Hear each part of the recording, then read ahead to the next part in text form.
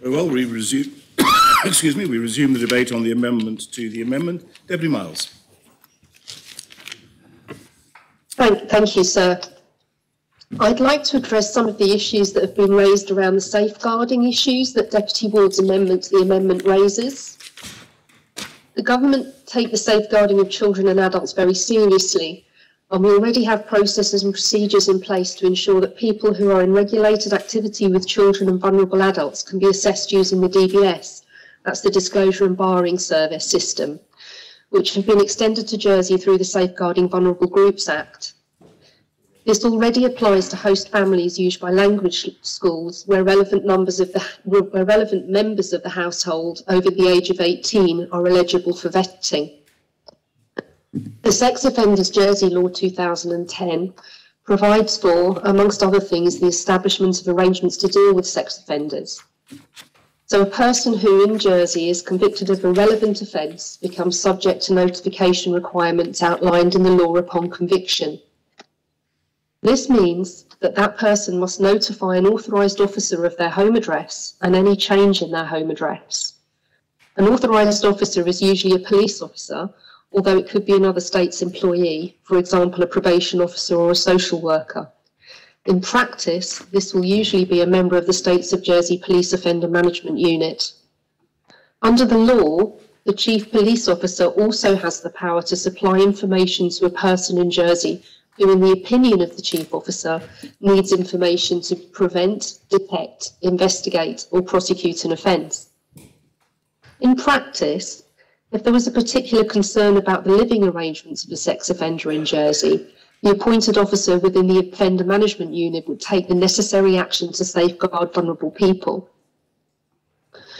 The current law does not allow a tenant or a landlord to check whether either party is subject to notification arrangements under that law. Any change to the law as a result of the wording of this amendment to the amendment would create a really odd situation whereby information will be exchanged on the basis of the financial situations of the parties as opposed to their risk. Arguably, a government plan amendment to what is essentially a tax provision is not the best way for this to be considered, given it concerns the release of sensitive personal data. The purpose of the Council of Ministers amendment is to take the tax from room rental. This amendment to the amendment complicates that position unnecessarily. We already have good systems in place to safeguard children and vulnerable adults through the DBS system. And finally, I'd also suggest that having a lodger is not a new or a novel concept. Indeed, many currently do and pay tax on the income received. And I'm not aware that the present situation gives rise to any undue safeguarding concerns in our community. I will be rejecting this amendment. Thank you, sir. Very much. Deputies, any other member wish to speak on the amendment to the amendment? Deputy Curtis. Oh, sorry, wrong way. I beg your pardon. I'll learn. Deputy Catherine Curtis. Okay. It's stated that this amendment brought by the Council of Ministers would ease overall accommodation issues. However, the housing that's required for our essential staff, that is GPs, nurses, teachers and emergency workers, is not lodging rooms. They are not looking for a room to rent. They are looking for independent accommodation, that is a house or a flat. So let's not conflate the issue of lack of housing for our essential workers with the supply of rooms for lodgers. This is about rooms for some seasonal workers and possibly some students. As for safety and security, there is no good reason why rooms for lodgers should not be covered by public health regulations. I have in the past taken in foreign students. It was no hardship to have the house checked for safety and no hardship to undergo police checks. I cannot see why there would be any difficulty in extending safety checks to lodgers and landlords. I urge members to support Deputy Ward's amendments and therefore ensure that this scheme of tax breaks will result in more rooms for lodgers and that these rooms will be safe both for landlord and lodger. Deputy. Does any other member wish to speak on the amendment to the amendment? If no other member wishes to speak, then I close the debate and call upon Deputy Ward to respond.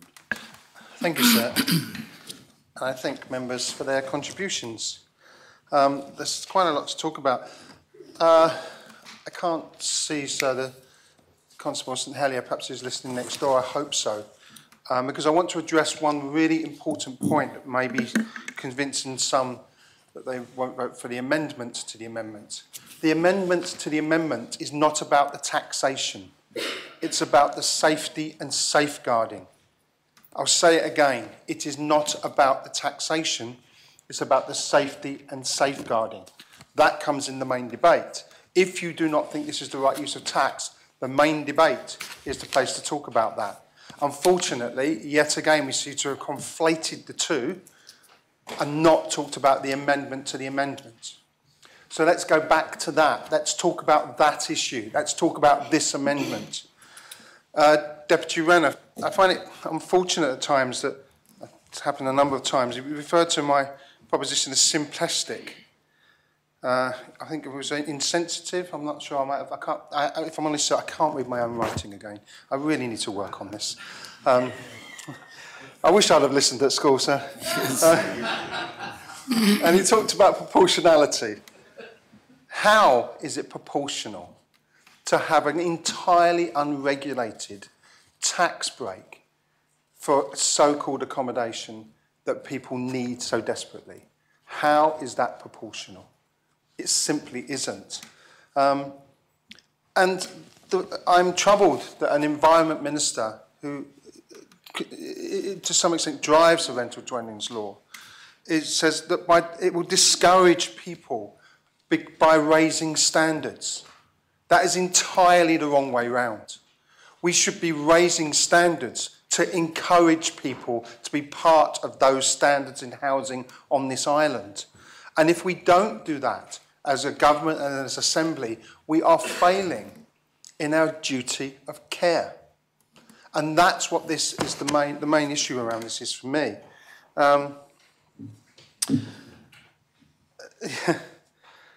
So it's very difficult to pick up the points because they were so sort of all over the place, really. In terms of the other point from the Environment Minister, and perhaps I shouldn't take these in order, I should do them in different places. In terms of the speed of any primary legislation, so without being cynical, I wouldn't be surprised if things were delayed, because most things that we brought forward have been delayed. Classifications of functions of government hasn't happened. Designated lanes hasn't happened. The comments paper to this was late. And the reason given for the comments paper being late is there are a lot of amendments. This is the government plan. This is not as many amendments, I think, as last government plan. So you should be on top of your remit and be putting things in on time. The reason things are being late is because they're failing to be prioritised. And then we have this situation that a number of people mentioned about the housing crisis. But at the same time, we seem to be talking about, and I can't remember who it was now, I think it was Deputy Joseph, but I might be wrong. He talked about a recruitment and housing crisis. This would be an opportunity to recruit and bring more people to the island to live in these rented rooms. Well, that's not going to deal with the housing crisis that we have on this island right now. People are living here now and have nowhere to stay. And the majority, I would say so many people, my family, other families that I know whose children are at home because they cannot afford the accommodation that they want, which is a flat or a one-bedroom or a studio, because of the massively unregulated market we have here and the ridiculously high prices that are unaffordable. And the notion from the Chief Minister that one of the things that this can do is, if people are struggling with their mortgage, you can rent a room out. So it's almost Dickensian. Who would a box ring go to? Tiny Tim? I mean, what are we talking about there? That is not a solution to the housing crisis. It's not a solution to the cost of living crisis. It is a small elastoplast over a huge gaping wound. But not only is this an elastoplast, it's an elastoplast that is not safe to put on the wound because it's infected with a lack of control over its production. I may have extended my analogy a bit too much there, sir, to be honest. So we can't both and one and the same time, and there was a word for it and it will come to me in a moment, have this situation where we'll say, this is a great scheme because it will release rental rooms in people's homes so that when people want to come over and work, and workers, and Deputy Catherine Curtis was absolutely right. We will not attract essential workers by saying to them, come to Jersey, you can rent a room in someone's house. Doctor, teacher, nurse, healthcare worker that we so essentially need. Don't expect to get a flat, don't expect to get a studio, but we've got a scheme where you can rent a room in someone's house. It's entirely unregulated, so you've got to hope for the best, and if you don't like it, you can shop around for a while, and the person you're giving your money to won't be paying any tax on it, but don't worry, that's going to work absolutely fabulously for us. That is a poorly thought out, poorly applied scheme that will not work and will not solve the problems for this island. And I cannot believe that government do not see that. I cannot believe we are sat here actually believing that is a way forward in our housing crisis on such a wealthy island. And I think what we're forgetting here is that it's something called privilege. I am privileged. I recognise my own privilege. I have a home. I don't have to worry about it at the moment. My daughter has a home to be in. But what we're going to do as a government is say to people, if you don't have that privilege, you will just make do and it will be unregulated, is not the right thing to do. And we need to recognise that. And so when we talked about second class, I'm afraid one has to say that if we're going to have one set of rules for one group of people, and then one set of rules for another, who perhaps be immigrant workers into this island, or people who are here temporarily, and say that actually in the housing that you're living in, it's not regulated, and there are tax breaks for the people doing it, I'm afraid that is a different group. That is a different class. And we need to recognise that that's the system that we're setting up. And is that what we want to do? So to get back to the safety. So in terms of the Airbnb, I believe the Rental Dwellings Act applies if it's 30 days or more. So if it's below 30 days, it doesn't include in the Rental Dwellings Act anyway. So Airbnb, you're there for more than 30 days renting out an Airbnb, perhaps it does need a standard, sir, because you're living there for a long time. So I think that was a red herring, sir, and I really hope, and I make a plea to the Assembly, if I'm stood here and I actually make a point that is valid, please listen to it, because that is a valid point over the Airbnb situation. And regards the students coming across, for language students, people are renting out already. So what we're about to do is give a tax break to those people who are already renting out their homes. Okay, that might be a great idea. But that's the scheme that we're talking about afterwards. This amendment is talking about the safety. Now what we have is a situation where we say, when foreign students come over to learn language, the people that they're living with have to be DBS checked. They have to be DBS checked to be safe. I totally agree. I am DBS checked. If I go into school and read with the lovely children at Springfield, I've been DBS checked before I do that each week, quite rightly. Absolutely accept that. But we're saying in this scheme that if you're not one of those language students, you're somebody living on the island who might be vulnerable, who can't find anywhere else to live, there won't be a DBS check necessarily. It's not necessary. And that is a double standard. And that is why this scheme is poorly thought through. Now let's get into this argument that comes next, which is, oh, but we'll do something now and we'll do more about it later on. Sorry, we are talking about homes, people's homes and housing. And how are we going to monitor that? We do not monitor rooms. We do not inspect rooms. I put in a written question, sir, and I don't know where it's gone, probably just answered late. So about how many rooms have been inspected under the rental dwellings law, and I fully expect the answer to be 0. So there is no inspection of those rooms. We don't know what they're like. We're not doing anything now. Will we do anything into the future? Well, we may well be. But are we going to wait until there's a problem? This is an opportunity, as you want to start a scheme, to say we will build in safeguards and we will build in standards.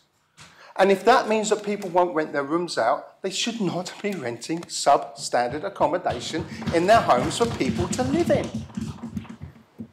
And by opposing this amendment, we are tacitly accepting that that can happen, but that's okay, because we might do something about it in the future.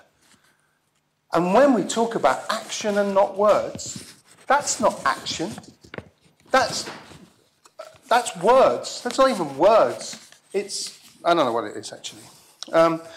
Deputy Miles, the notification requirements, I understand that. I agree. Does this mean, and this is, here we are. So if this was a proposition, I would have called for a reference back, because we have no idea how this is going to work. And I actually think we're on the reference back, because this is exactly an example from Deputy Miles, well brought up. If somebody is on the register and they have an officer, will they be informed that they're about to become a landlord and have to take a lodger, or will they not? We simply don't know. There is no requirement in this rental room scheme to do that. And so there are glaring errors, there are glaring gaps in the provision in this scheme. This amendment tries to address some of those glaring gaps. Rental dwellings law that exists, which will need an amendment to it, which can then be applied. And Deputy Tallier the word precarious is really important. And I thank Deputy Tallier for using that word. You are not under the Rental Dwellings Act. You don't get 3 months' notice. You're in a home with somebody. It's not your home. You're renting a room. There is a relationship to be had there. Do you get on with your landlord? Are you behaving appropriately? Have they suddenly decided we actually don't want you anymore? It is insecure accommodation. And insecure accommodation does not solve homelessness. It does not solve our housing crisis. It does something with numbers and stats, and we might sit here in our privileged positions and think we've done something about that. There you go. You can go and rent a room off of somebody, and we'll give them a tax break, so that's okay. Everyone's happy. That, I say to the Environment Minister, is simplistic. That is wrong. And that's why this needs, at the very least, an amendment which says apply the rental dwelling laws to these accommodations and have some safeguarding built in. And it is up to the government to decide how they're going to safeguard. Is it DBS checks? Is it a register of the people renting out? Is it a change to the law that says, actually, you are going to give some form of notice? And again, as Deputy Curtis said, and she's absolutely right, when you rented something out, it's a really difficult situation to be in. It's not easy, both for the landlord and the tenant, because it can go wrong very quickly, as was mentioned in the emails I've got. And there has been no consultation with the groups that deal with people. There's been no consultation with church groups who are, we are so desperately in need of the work of church groups at the moment. And I talk as somebody who's not a churchgoer, but I know every single leader of faith effectively in my constituency, sir, and I am seeing the work they are doing for genuinely good reasons. And other charities that are dealing with, we were outside drinking soup earlier and money for shelter, who are working so hard. Have they been consulted with over a rental room scheme and the safety? Have any of our groups been rented? The answer is no, because this has not gone under any scrutiny. This is a simplistic idea thrown into the mix with a solution that will not come up with what we think it is, with no safeguards and no safety for those people who may be involved in this. It creates vulnerability, it creates a precarious existence, and it creates an uncertainty for people who are trying to find somewhere to live. And in addition to that, it takes them off of the risk of homelessness register, and it means they will not get the help that they need. Now, sir, I'll finish. I've rented places to live, rooms, when I was in London. I remember a wonderful place in Walthamstow, that wonderful bastion of culture, Walthamstow, which was effectively a kitchen with a bed in it. And I remember one night coming home, sir, not that I would partake of alcohol, obviously, I'm a pure soul, and falling asleep and leaving the cooker on, it was electric, waking up in the middle of the night and thinking, I'm seriously ill, I've got a massive temperature. And it was simply because I had gently cooked myself on 220 degrees for 6 hours that night. I cannot stand in this assembly and say to anybody else that I want them to live on any form of accommodation, anything like that, because I would not do it myself. I recognise my privilege, and I am going to use my privilege to say to this assembly, please, building some safeguards, do something about it now, and do not let this horse bolt out of its stable and run away with itself and make mistakes that we could end. So with that, sir, I propose the amendment to the amendment and ask for the appel. Are you taking in two parts? Yes, please. Oh, sorry. Yes, please, sir. Right. Very well. Well, the first vote then is on part one of the amendment to the amendment. I invite members to return to their seats, and I ask the greffier to open the voting.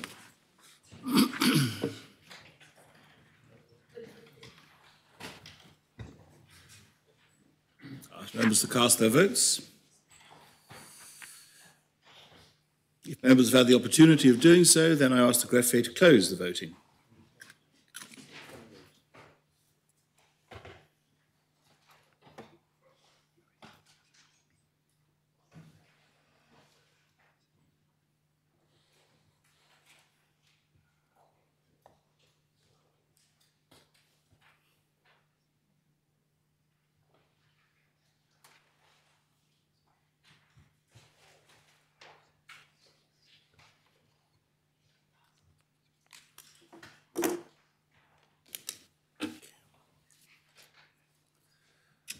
Part one has been defeated, 14 votes pour, no abstentions, 29 votes contre.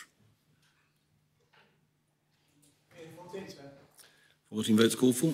Those members voting for the Conotab of Trinity, St Martin, Grouville, and Deputy Southern, Tadier, Lahegara, Rob Ward, Alves, Mesick, Coles, Catherine Curtis, Eltham, Kovac, and Andrews. And the vote is on part two of the amendment to the amendment, and I ask the greffier to open that voting and members to vote.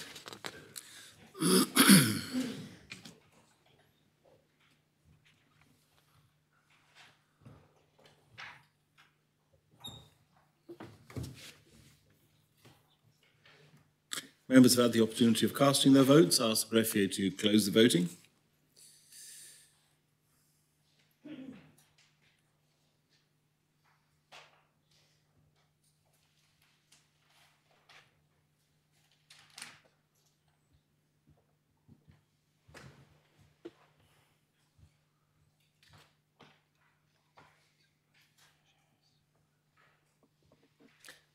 Yes, because that's the same as pressing the button.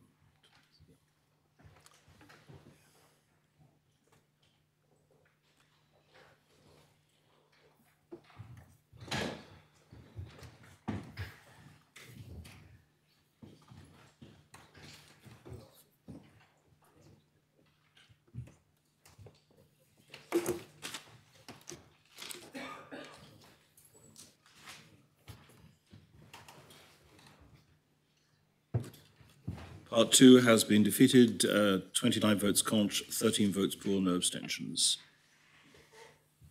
Could we have the 29, please, sir?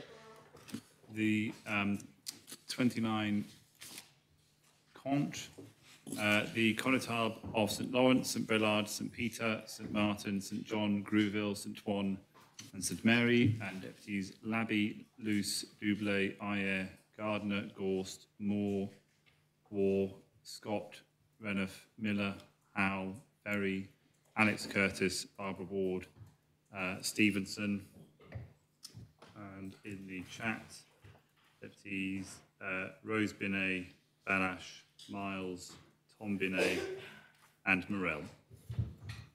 Very well. We now move on to the debate on the 26th amendment proper. And does any member wish to speak on the 26th amendment? Deputy Mesick. Thank you, sir. This amendment should be opposed because it is badly thought through, badly targeted, and even if successful in its own terms, will see a greater number of people living in homes without the safeguards that were attempted to be put in place by the previous amendment. So there's a very curious line in the reports to this proposition under the financial and manpower implications. It says the proposed measure is estimated to cost approximately £330,000. This estimate does not consider any behavioural changes prompted by the amendment, Well, I thought the whole point of this amendment was to prompt behavioural changes. If that is to be taken as read, then what we're debating is £330,000 being given as a tax cut to people for doing nothing differently to what they are currently doing. So if we want to promote more homeowners with spare bedroom capacity in their homes to rent them out, this is a terrible way of doing that because, sir, there already exists an incentive for people to rent out rooms in their homes. It's the money they'll make from doing it. That will be the case whether or not this amendment is adopted. If it is adopted, though, those who are already doing this will get a tax break for doing absolutely nothing. So if we were to take £330,000 out of the community fund, which is where it's proposed this will come from, to incentivise more people to rent out rooms in their homes, a much better use of that money would be to put some form of campaign together to help educate homeowners with spare rooms in their homes about what their rights and responsibilities would be if they were to rent those homes out, to assist many of them perhaps in feeling a bit more comfortable about doing so and knowing that they are able to do so in accordance with all the rules and know that they know what they've got to do to make sure that their tenants are safe. That would be a much better use of this money than simply to allow people who are already making money to keep a little bit extra from it. That would be a way of ensuring that those whom we may want to incentivise to rent those homes out have a greater capacity to do so, understand what the rules are, and can do so safely and appropriately. So on the basis that this is extremely badly targeted and that the figures we're provided don't even take into account the intention of what this amendment stands for, we should say no thank you and ask the government to go back and consider something more credible than this badly thought through amendment. Deputy Barbara Ward. Yeah, thank you, sir. I wish to extend my thanks to the Council of Ministers for this amendment, and in particular Deputies Watt and Gorst, for listening and taking on board my suggestion when I approached them. We feel that I brought it to them because I feel that this is going to be a helpful addition with our housing provision and situation that we find ourselves in. The reasons behind why I brought this rent-a-room tax relief scheme in.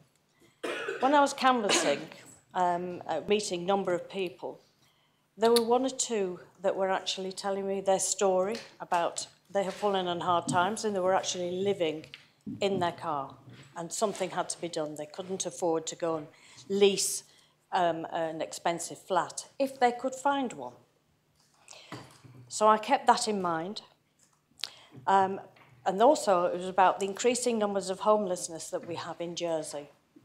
That is increasing and we can't be building more and more lodging houses. So it's about providing better accommodation, maybe on a smaller scale as a rent-a-room, to try and help these people. So I actually did some research and found that in the UK, this rent-a-room scheme has been running for a long time, very successfully. Again, it's not to replace flats or give people some lower standard of living in any way, but it's to be in a more homely environment, maybe to take some time out, maybe on short-term or maybe a longer-term residency, but just to take some time out where it is warm, it's safe, they can carry on with their jobs, they can actually get a bath or a shower without having to go to other people's places to just take that, just to be able to dress smartly and be clean, and carry on with their work. It was also to provide accommodation for temporary and seasonal workers as an extra option. It's not a replacement, it's as an extra option, because it may not fulfil what they want. I feel that something could be done. I'm delighted and want to thank the Council of Ministers for actually bringing this amendment and to have this debate. But I urge you to support this amendment. Thank you very much for listening. Thank you, sir. Deputy Tadier. Thank you, sir. At least I congratulate Deputy Barbara Ward for getting one of her policies through the Assembly so early and getting the ear of the Council of Ministers. I know that if I or one of my party colleagues had brought something similar to this with so many unintended consequences, it would, or unknowns in it, and that's before we even look at the figures, it would quite rightly be kicked back, and I would respect that decision. But that's not the realpolitik of this Assembly, sir, as we know. So early on in this, I've decided to speak early on because I want to hear the thoughts of the representative of the Jersey Community Relations Trust in this Assembly. So Deputy Doublé, as I understand, is still the representative of the Jersey Community Relations Trust. And I'll say why I mentioned them and her in this particular part of the debate. It's because I don't believe for one moment that the main, not the beneficiaries, because the beneficiaries are going to be the homeowners themselves who are getting this tax break, as Deputy Mezek has said, without necessarily any change in behaviour. But most of the people, I think, who rent rooms in Jersey are actually from a very diverse cross-section of society. And they're not students. This idea that it's going to be a few foreign labourers and some students, you know, and I am, to an extent, a student of history. I know that when big projects have happened in Jersey, like the construction of St. Catherine's, it was necessary to build some kind of accommodation enclave in that part of the island, while still keeping the labourers who were, I think, in that case, largely of Irish descent, away from the good ladies of St. Mary, as I heard former Deputy Larissière saying in one of his speeches earlier this week at the Société, so about Pierre Le Sueur. It's actually going to be lots of different people, many people who actually already live in Jersey, possibly with qualies, possibly without. And it is also going to be people who have come out of very difficult family situations. It could be that they've broken up with a partner over COVID, or they're dealing with financial consequences. It could be that they live in a domestic abuse situation and that they're trying to get away from a violent partner, and that the shelters are full, and especially, you know, it could be either gender, that it could be a man or a woman who's suffering from domestic abuse, and all the shelters are empty, and they find themselves in a situation where they're put into become a lodger. And the difference, of course, now is that this is the government's preferred stopgap solution. Rent a room out, take in a lodger, and everything will be grand, and we'll give you a nice little tax break on the back of that. And even if that were a good idea, I certainly can't do that in all good conscience without the safeguards being in place. Now, much was made by the Home Affairs Minister, Deputy Miles, about the fact that, you know, if you're a sex offender and you're going to change address, you have to let them know. But if you're a sex offender who's renting a room out to somebody, you don't need to let anyone know that. So your daughter or one of your family who's just come out of an abusive relationship could be moving into accommodation with a sex offender. And the ministers might say, but that already happens now. Well, if that happens now, that needs to be sorted. But you don't want government then endorsing a scheme which is likely to continue behaviour where that precarity and that risk is already inherent. And I don't want to be alarmist about this because we know that many people can and do have good experiences either renting a room out to lodgers or being a lodger themselves. And in the earlier part of the debate, the Social Security Minister said, have none of Reform ever been to university and lived in accommodation? Well, let's look at that type of accommodation, and is that necessarily what we recommend? First of all, let's remember Jersey doesn't have a university. Most of our students go away to study. Some study on islands at Highlands. They're not going to be lodgers. They'll be living with their families whilst they're over here. They don't even qualify for adulthood until they're 25 when it comes to the social security system, although they do for tax, of course. So that's one red herring we need to scotch. This isn't to accommodate students. And EFL students coming over to learn English for 2-3 weeks at a time, sir, that's not an issue. Those are not the people we're talking about. We're talking about people who come to the island to work, and it could be in any level of job. It could be quite a high-level job, and no doubt there'll all be valuable jobs that perform an important function for our community. And the government is sending out the message that in good old Jersey, which is known beyond these shores as a finance centre, let's leave it at that, but it's known as being very prosperous.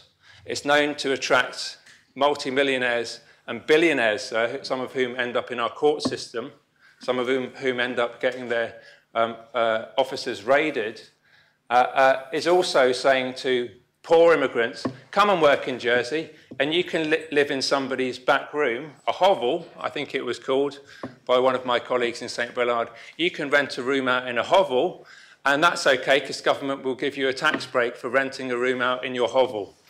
Not my words, the words of Deputy Scott, sir. So I'm a little bit uncomfortable about sending that message about Jersey's reputation around the world, saying that's what we want. Here's an idea. Why don't we say, because we might be continuing the 21E scheme, sir, it changes, the nomenclature changes all the time, sir, but we let rich people, very rich people who have no links to the island, to come and live over here, to skip the housing queue and to pay a lot less tax than most people would in terms of the actual rates. Why don't we rent them a room? Why don't we say you can only come to Jersey if you rent a room, possibly in a hovel, or maybe actually in somebody's more salubrious mansion, but you can only rent a room there. Now let's look at the students. I went to university as a student, and I was in halls of residence. It was purpose-built. Then I moved into a house share situation, which would have been covered by any housing regulation that there was in the time in the UK and in Sheffield. Now, I lived in France working in a precarious situation. I lived actually probably in illegal accommodation where it was 2 bunk beds in an attic in a hotel without any windows. And it's fine, I survived. I was 19 years old, probably lacked a little bit of vitamin D, sir, but I got it when I went out a couple of days a week on the mountains and got some sun when I wasn't too tired to do that, sir, from the 12-hour shifts. So I know about that. You put up with it when you're young. I also lived in various places when I was teaching abroad. So when I was a student in Berlin, I did actually take a lodging with an elderly lady. She was a young pensioner, and lucky for me, she didn't speak any English, sir. And that was a situation I was quite happy with. But fast forward a few years to when I went to Réunion to teach after graduation. The first piece of accommodation I was offered, sir, and it was arranged through the university where I was teaching. It was actually a 1-bedroom with a curtain around the toilet in the kitchen, and there were cockroaches in there. And I realized after a week, it wasn't really a great situation. I wasn't a student anymore. I was going to be teaching in university, sir, as an assistant, albeit not as a qualified teacher. And when I spoke to my employers about that, they were completely mortified. They said, this is terrible. We were acting in good faith here. This is somebody that we formed a link with. They were embarrassed, sir, and I managed to find still a modest but a self-contained unit, sir. And I was comfortable with that. Now, this government is putting out a message, and they have absolutely no idea what the consequences are for this message that they're putting out. That they can't simply say, because this situation already exists, that it's fine to continue it. Because as soon as they put in this tax break, they're endorsing this scheme, and they're endorsing all the problems that go with it. I'm not going to ask for a reference back here, sir, because I know how the maths work in this assembly. But I know that actually, reading between the lines of what Deputy Ferry said, yes, it was previous government's idea to make this incremental, but we're still waiting. We're still waiting for the whole of the accommodation sector to be done properly. Once all of those safeguards have been put in, yes, absolutely, let's look at this scheme. But I don't even think the maths add up, sir. If you look at £5.2 million of lodging income, the income tax generated is 455,000. That's even less than 10%. And We've been told that, of course, you can take off hot meals for that. It seems that I think most people are claiming that they provide hot meals, even if it's just one bowl of porridge every week. That would qualify for them. There's no checks and balances done in the tax department as to whether anyone is actually providing hot meals. That's perhaps why the figure is somewhat lower, sir. So I think there is definitely some alarm bells here. I also want to, and I do reiterate that challenge to Deputy Doublé, how does this affect vulnerable women, vulnerable men, adults? How does this affect immigrant workers who come into our community, who are taking up rooms? And is this the preferred policy of government that she is comfortable with, and that the likes of the Jersey Community Relations Trust, perhaps other groups like Women in Politics, the Diversity Forum, is happy to promulgate on behalf of the government of which she is a part? Deputy Rob Ward. Thank you, sir. To speak, I'll say it anyway. So this is not a solution to the housing crisis. This will not solve our housing crisis. This will not address our housing crisis. This will offer unregulated accommodation, not safe, no safeguards, and we don't know who to. So let's do some figures, shall we? £330,000 is the figure given, the guesstimate. And wow, is it a guesstimate. If there are 607 places being rented, according to the answer to Deputy Kovac's question, and they all claim the £2,000 tax relief over the 10,000, so we say 20% of it they will be paying, that would be £1.2 million. So that's half that number, and say only half qualify, that's £600,000, way above the 330. If the census is correct, where there are 857 rooms being rented, times that by 2,000, you get 1.74 million. Now, if you halve that, let's halve it, that's £850,000. So the figures brought by government are inaccurate and incorrect. Imagine if one of us backbenchers, imagine if one of us reform backbenchers brought that as an assembly proposition. We'd be laughed out of the States and we'd be told you've not done your work, you have not added it up properly, it's not correct, it's not actionable. But in this case it can be, because this is ill thought through, and all it's got is a majority. It doesn't have rights behind it, it doesn't have the right drivers, it won't have the right outcomes, it won't have the right solutions to the problems that we have, but it has a vote behind it. This is poorly thought through and poorly applied to our island. And it will create problems. It's not targeted. We do not know who this is targeting. Might be migrant workers, might be people who are coming here to work in our essential services.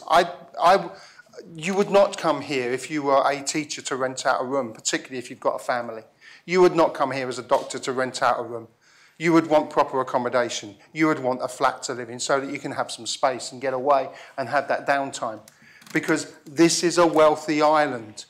We are a foremost economy in the world. But we are at a point for housing to say that we will encourage you with a tax break just to rent one of your rooms out to anyone, particularly if they fall on hard times. It is Dickensian. You've fallen on hard times. I know somebody who can rent you a room cheap. It's okay, it's cheap because they don't pay any tax on it. You have no rights. They can ask you to leave whenever they want, but be nice, keep your nose clean. You never know, you might find somewhere else later on. I don't know what the answer to that is, sir. Perhaps it's called bless you, Gov, and have a lovely day. Because that's where we're heading. What's the next step? The workhouse. We won't call it that. We'll think up a clever name for it. The value for money house, perhaps. There's a suggestion. This is the value for money house. The housing crisis response house. Because that's where we're heading. And this is not a solution to the problems that we have. This is not a solution for the educated, skilled, working people, young people in particular, I have to say, of this island who are desperate for a flat and somewhere decent to live and who are leaving the island in droves. Look at the census figures that have just come out. They don't want a room in somebody's house somewhere in the middle of nowhere with no rights, because we have a generation come through who know their rights. Finally, sir, because I've said enough, there's no monitoring of this system. There is absolutely no monitoring, so you won't find out whether it's working or not. You won't find out about the risks involved because people will walk away and do nothing about it because they have nobody to support them. They have no law behind them. We've rejected that just now. There's no data being collected. There'll be no data for you to analyse later on. It will just be tax data. And if you collect, I'm thinking about it, so perhaps I should say to my daughter, tell you what, I'm going to charge you £999 a year this year. I can get it off my tax relief. We'll split it halfway. You've got somewhere to live. But so I wouldn't do that because I think that's corrupt. But there are ways to use this tax incentive as well, which will be inappropriate. And in terms of incrementally wearing away at people's rights in their homes, incrementally wearing away of the expectations of people to have somewhere decent to live, incrementally wearing away of the safety of young people and children on this island. We've already got rid of putting children first. It's now putting I don't know what first. And incrementally losing sight of the genuine problems that we have for gestures, for photo opportunities, and for headlines. And that needs to stop, particularly when the government talks about action and it's doing nothing. This is not going to solve the problem. And if you think this is going to solve the problem, take a walk with me and let's go and look at some of the places that are there for rent if somebody's looking for their first place to live. Because if you haven't got £15,000 a year to pay in rent alone, then you're not going to get anywhere. And it's an absolute market out there which people will lose to. So this is a misplaced, misthought-through proposition. It needs to be rejected. And if we vote for this, we send the wrong signals at the wrong time for the wrong reasons, and we need to stop doing that. Thank you, sir. Deputy Scott. Thank you, sir. I'm always so grateful when Deputy Tadia gives an account of the immigrant experience. It's always so good to hear someone like him describing to me somebody who's mixed race descended from many people who have actually had to and found themselves going to different countries, looking for work, ending up living there because they needed it. And not so long ago, maybe it's a few years ago, probably before Brexit, I came across a young man who clearly was from somewhere else, who was just walking around in my area, which I admit is a relatively well-off area in the island, and he was looking for rooms to stay in. And I actually thought that was very kind of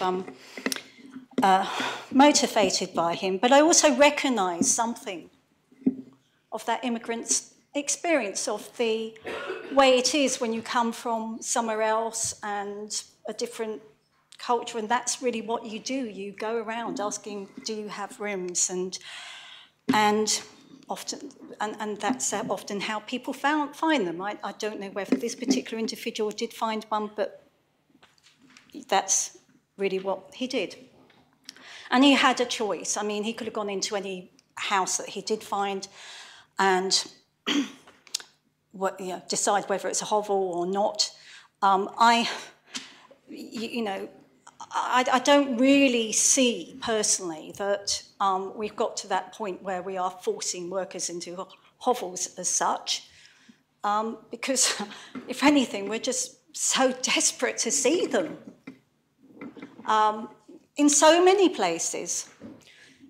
I commend the fact that the government is trying to do something for the tourism industry. I do fear this is a bit of a sop. I think, and I totally agree actually with Deputy Mezek that there are some sort of things that could be done if you're going to try and have people rent out rooms. There are things you need to overcome. You have people who want their privacy. You have people who have a fear of strangers. And so you know, it is questionable whether actually giving people this this tax break is really going to change those behaviours. But I don't actually find it particularly useful to be hearing you know, this sort of emotive language about how we are treating immigrants in this particular context. I do think it's more, are you actually really going to produce a result? Are you spending money well? What investigation have you really done? And I do think it would have been useful to have shared some of this research about how much kind of this particular measure in the UK, how useful it really had been. What sort of results did it produce in terms of providing extra? Was it really that good an incentive, or would these things have happened anyway? So I remain concerned because I don't really feel that I haven't really had the opportunity myself to discuss this at length with people in the tourism industry. Is this what you think is the solution? I suspect they will be wanting a lot more. So I'll carry on listening to this debate, but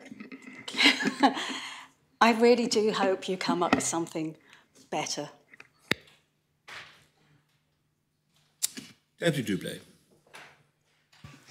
Thank you, sir. Deputy Tadyer made some references and asked for some thoughts, and I'm happy to share my thoughts. Some of the groups that the Deputy mentions, they haven't expressed views to me, so I can only speak for myself at this point. And I will admit I have struggled with some parts of this. And as an assistant minister, I do have access to the ministers that I work for, and I did question the Home Affairs Minister on this, and I did push back and I did challenge. I think it's right that I did so. I'm not somebody who will just go along with propositions. I will ask questions and in line with my beliefs and the things that I value.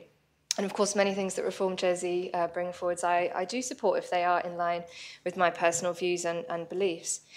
But this particular one, I don't think it makes things any worse.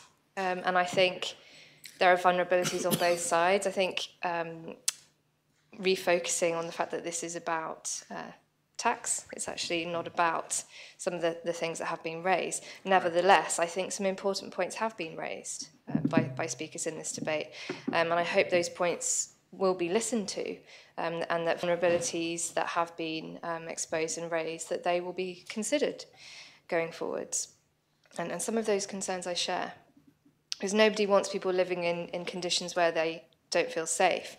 I do feel that there is a level of personal responsibility whereby if you're going to view potential lodgings, if you don't feel safe or you don't feel that it's appropriate, don't go and live there. I know it's not always that simple, because sometimes people are struggling to find accommodation. But as a government, there's a level of intervention that we have to decide that we're going to take. What I did have concerns around was the sex offenders law and actually the vulnerability on that side of somebody who might be renting a room out, who has a family and has a child in the house. And I think, again, refocusing back to the purpose of the amendment, which is to put money back in the pockets of people who need to rent rooms out, I can empathise with that. And I think sometimes we need to remember, and sometimes we forget, that actually there are vulnerabilities and levels of need at all different levels of society. And even if you own a home, certainly in the economic context that we're in now, you can be somebody who is really struggling. And I think people who might be thinking they need to rent out a room could actually be those middle Jersey families. And again, I can really empathise with that. It might be single parents. You know, the ability to rent a room tax-free might be just the step that somebody, the incentive that somebody needs to actually take that step and perhaps say to an abusive partner, please leave, and know that they could actually support themselves by renting out a room in their house. I think there's a lot of nuance to this debate that again, a lot of nuance that was raised by the amendment to the amendment, and I think it's important that we've had this debate, but I am going to support this because I see, regardless of the concerns, which I don't think can be tackled in this debate today, but I think should be tackled. I do think we should support it because it will target those kind of middle Jersey people who just need that little bit extra at the moment with mortgage rates as they are. There are some people really, really struggling. So I urge people to support this, please. Very much. Deputy Miller. Thank you, sir. I'd just like to, correct, I think, actually, something that Deputy Taddy said, which was that the Council of Ministers are not interested in anything that Reform's got to say. That's clearly not true, because Deputy Mesnick's proposition at the start of the year about the living wage, we've sat down, we've discussed with Deputy Mesnick, and we have brought forward, in conjunction, collaboration with him, a proposition for the living wage to be reviewed and legislation brought forward next year. So to say that we are not interested in anything Reform has to say, I think is something of an overstatement. I absolutely endorse what Deputy Doublé has just said. This is not about oppressing or making vulnerable people even more vulnerable. This is simply a tax. It's allowing a tax relief for people who are already renting a room or wishing to rent a room. The situation of lodging, it's as if it's a new thing. It's as if we're just hearing it for the first time. It has existed since at least 1996, because that's when I came to the island and people were living in lodgings then, because people come with non-qualified status, and they're not necessarily poor immigrants or people who are working in the fields or in the hotels. They are people here, a non-qualified status, living in lodgings, who work in banks and in retail and in hairdressers and in dentistry and all across the island. All of these people are contributing to the economy and the work and the infrastructure of this island. They all need accommodation, and nobody is suggesting that this is a solution. It's not a solution. It's just something there that might help. It's another step to help people find accommodation. And yes, maybe you would like your child to go and have their own flat or studio right from the start. But very many of us start independent living in lodgings, whether it's as a student or somebody who's newly qualified. It's almost like a rite of passage. You live in a house share or in a lodging, and then you go and move into your studio or your own flat or whatever. You know, this is how things were always done. I don't see why it should change now. I absolutely agree. Things need to be changed about lodgings. I remember coming here and being told horror stories about poor lodgings and poor landlords, about young women who work in banks, waking up on a Sunday morning to find the landlord sitting in their lounge because he could. Things like that are not acceptable, and poor landlords and poor quality accommodation must be addressed. But these are existing, very long-term issues, and this proposition is not intended to address any of that. That's a completely separate matter, and there's more than enough time for everybody to address that in due course, which I'm sure the Minister for Housing and the Minister for Environment have very clearly on their radars now. Thank you. Very much, Deputy Stevenson.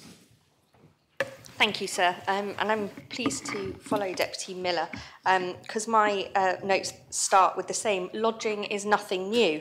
In fact, it's been going on for many, many hundreds of years. And I think Deputy Ward talked about it being Dickensian. Well, certainly in the Victorian times, yes, it was very much a tradition. White-collar workers, I believe, who travelled into cities to work, lived with families who were struggling to afford their homes, so helped them to pay for it by renting out rooms. And I believe it was very, very successful.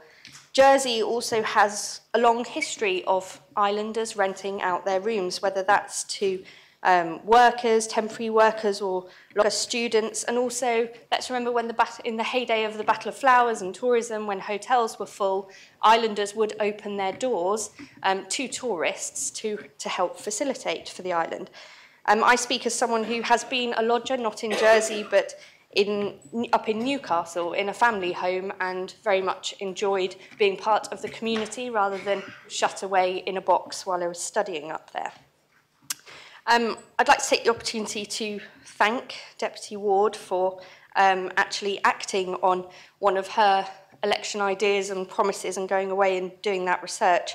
I had similar conversations about this and included it in my manifesto, and I will admit I was not quick enough to act on it, and Deputy Ward got there first. And I think she should be praised for that. But also, so should the Treasury and government for listening as well and engaging. I think that's a really good example of the collaboration that we keep hearing so much about. Having included that as part of my manifesto, it does mean that I did discuss this with constituents as I was knocking on doors. And the feedback, there were people who said, oh, I'm not sure about lodging and people in my home. And I appreciate that. And lodging and being a lodger is not something for everybody, and it may not be appropriate for everybody as well. I appreciate that. But there were many people who actually recognised the benefits of it around their own cost of living and empty rooms. I spoke to downsizers who talked about the challenges financially of downsizing and not feeling that they had the incentive to do so, but actually they were considering this idea of renting out rooms. I also spoke to representatives of the hospitality industry who have been looking at all sorts of options for housing workers, and although we didn't go into great depth at the time, it was certainly welcomed by them. I think Deputy Tadier did question St Brelard's College and the need for it. I'd just like to point members to a letter sent to the Corporate Services Scrutiny Panel, I believe in August, by the college, calling for exactly this. And another example I would also give from personal experience with friends I know over the years, we talk about what instances these kind of rooms may be needed. Well, actually, Durrell and the zoo is a really good example of where very well-trained students and staff come over to work in a specialist area that actually really gives a great deal to our community and our hospitality industry. And I know that these kind of lodging rooms are really used by those kind of staff an awful lot. Deputy Gorst, I think, summed it up really well when he said that this isn't going to solve everything overnight. It's a simple, small step which actually can contribute to a large-scale problem that we're all very much aware of. It's about using what we have more effectively. It's about housing people in the community. For me, I've been really saddened in the past when proposals have come forward about housing people, particularly in ideas like, let's put them all in porter cabins in a certain area together. Actually, for me, having people obviously in safe and the right kind of accommodation, but in the community, living as part of Jersey, is really important. I would very much prefer that to a block of temporary accommodation for temporary workers that then maybe actually doesn't become temporary, stays there for a long time, and is regarded as an area for perhaps second-class citizens. I have to say that I think some members are making this debate about something which it isn't, and trying to make this government out to be uncaring, and I think that is completely wrong, and actually is taking this in the wrong direction. And much has been made about the need to tackle the housing crisis, and that's absolutely right. So when the government or anybody comes forward with something that can be a piece of that puzzle, which can start making a difference quite quickly, let's get on and support it. Finally, I'd just like to say, actually, that I would like to see the government go a step further and not just focus on the tax side of it, but actively encourage it responsibly in other ways too, and to promote this tax relief. And hopefully we can rekindle some of those days where we did have higher numbers of lodgers in Jersey, and it can make a difference in the appropriate areas where it really is needed. Very much, Deputy. Deputy Felton. Thank you, sir. I'm finding myself trying to do a bit of a cost-benefit analysis on the proposal ahead of us. I think if this was a standalone proposition, as some of my other colleagues have said, I think the government would actually find it very difficult to be supporting it. There's no evidence that a tax break of what I've calculated in my head to be maximum of £2,000 would entice more people to have people come and live in their homes. We don't have any evidence to support that. Also, as Deputy Miller and Deputy Stevenson have already said, people do already have lodgers, and there's no evidence before us to show that this type of incentive is going to increase the numbers of rooms available. I also find myself questioning in this housing market where we've got lots of families living in cramped accommodation that's potentially too small for their needs. I do question the logic of incentivising people to stay in homes that are potentially too large for them and providing a government subsidy to enable them to do that. So that's where I stand, and you know, I will say I am a family of 3 and we live in a very small 2-bedroom flat. Every day I see families in our blocks of flats, you know, that don't have a garden, are living in accommodation that lots of people would feel would be too small for their families. So I am questioning the logic. But also, if I look at this objectively, and if it was a standalone proposition, I think what we'd be doing is we'd be saying, where are you taking the money from? And is there more benefit to giving this tax allowance? Are we going to get more out of spending the money in this way than where we were going to spend the money originally?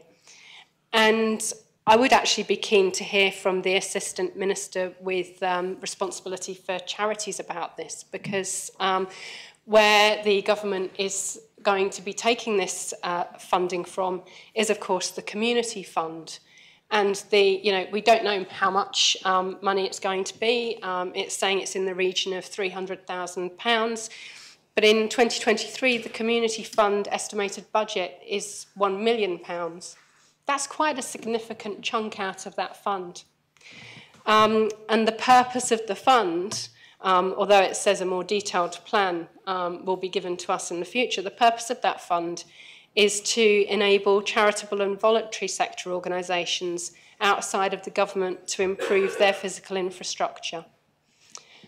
So would we get more value out of leaving that money in that fund rather than using it for this purpose? I was with Deputy Ward actually when he received feedback from the organisations that he spoke to about their concerns about government incentivising this kind of activity. So I can vouch for every single word he said. And again, going back to the Assistant Minister for responsibility for charities, I'd like to understand what consultation government has done to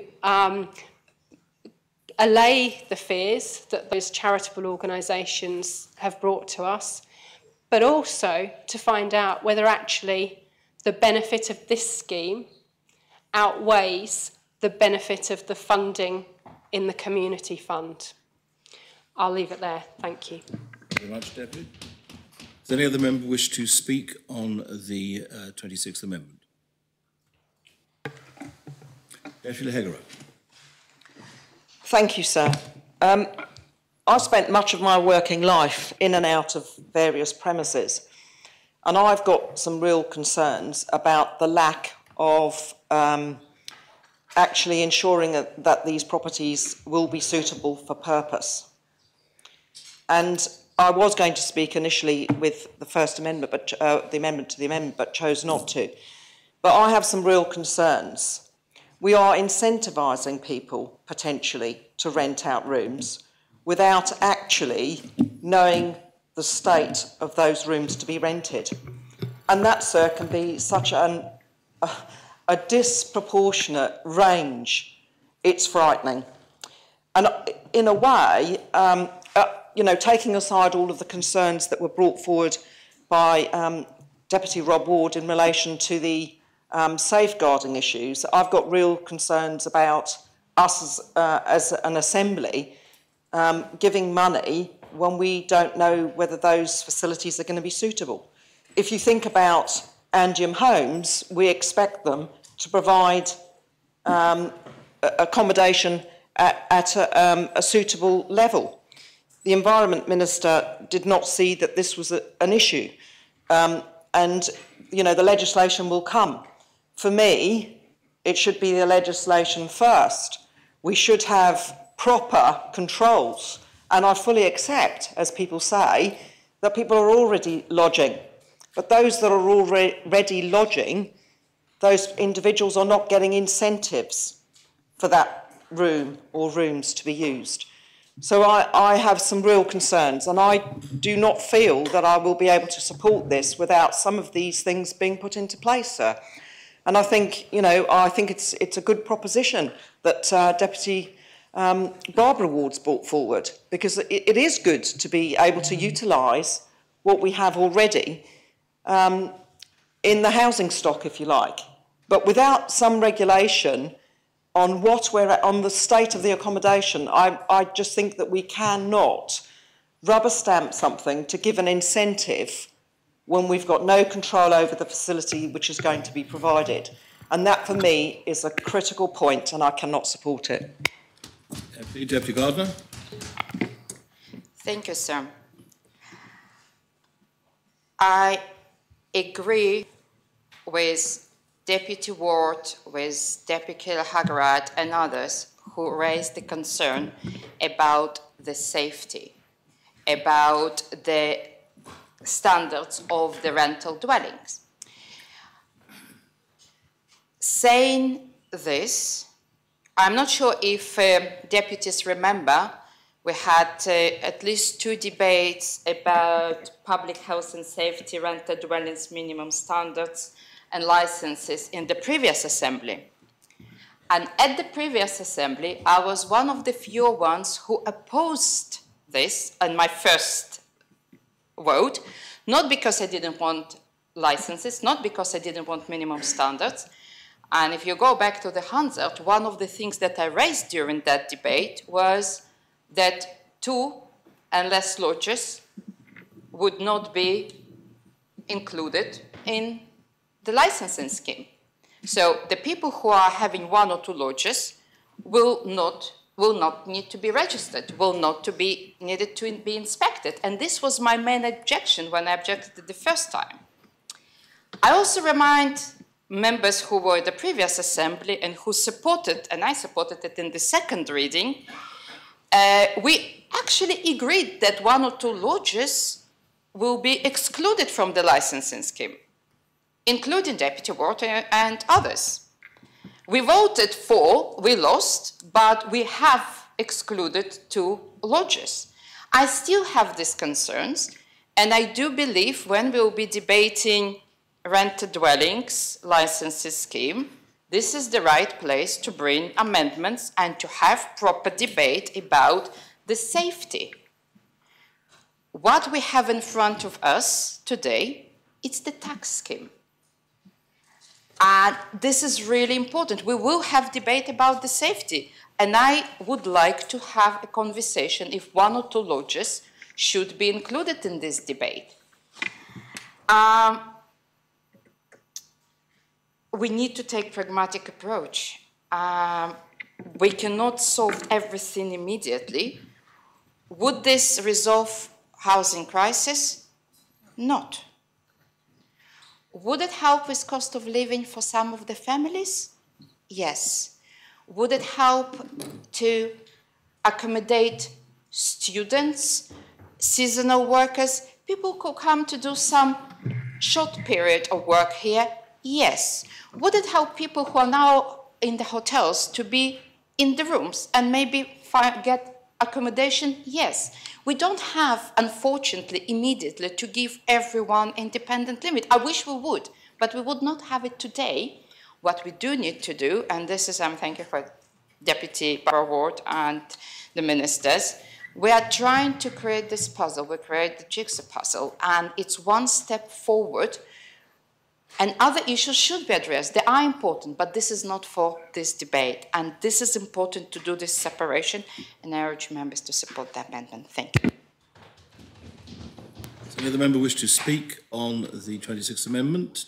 Deputy Joseph. So, very briefly, I apologise for not being in the Assembly before. I was on a conference call with EU Commissioner Sinkevicius about fishing, and I'll come to why that is important. He asked me to express his condolences for the events of Jersey, and in particular the fishing issue.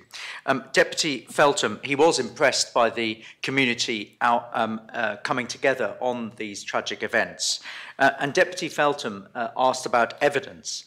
No member of this Assembly has any evidence of the future, and she said she doesn't have evidence. But the report of the Council of Ministers says that there are under-occupied properties across Jersey. There is evidence of schemes in both the United Kingdom and the Republic of Ireland, which are in the report, which show that in other places such schemes have worked.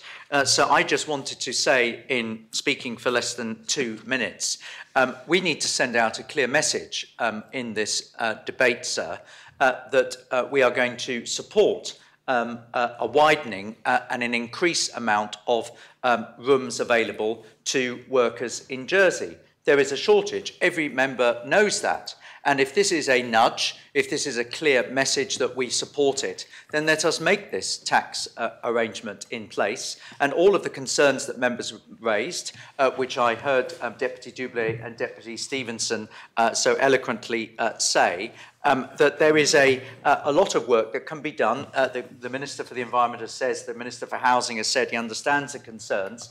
These can be also done in the coming months about improving standards. What this will do, I hope, sir, is that it will increase the amount of rooms available. It will provide that nudge, this clear message from this Assembly, not a silver bullet that deals with everything, but a clear indication that we welcome and that this Assembly, that the government welcomes people renting out their rooms and will be doing some incentivised to do so. That will what will make a difference, and we need to support this amendment to send that message out, sir. I hope those observations are a clear message of, yes, let's support it.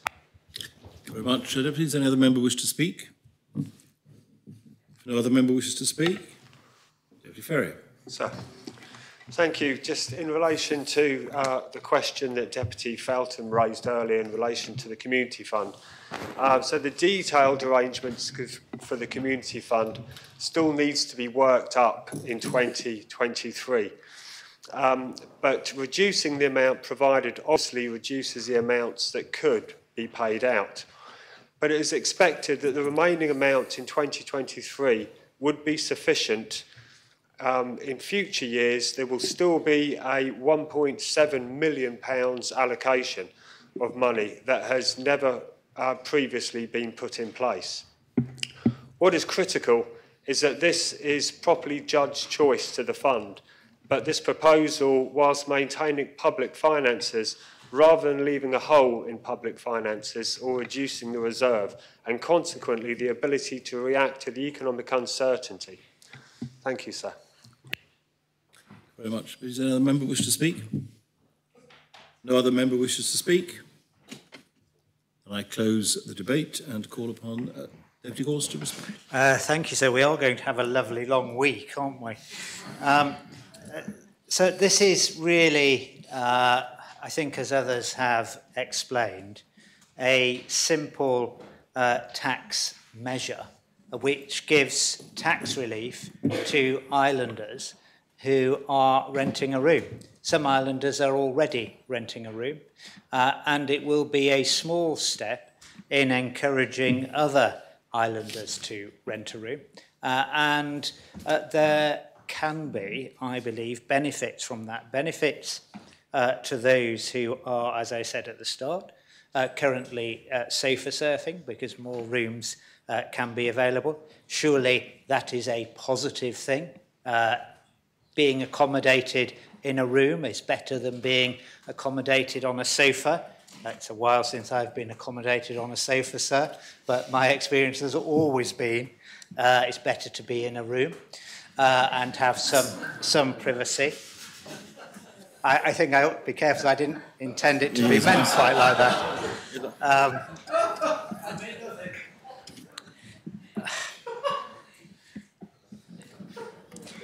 it's also for those who don't wish to downsize. I do take a different view from Deputy Felton, that we shouldn't force people to downsize if they've worked hard all their lives.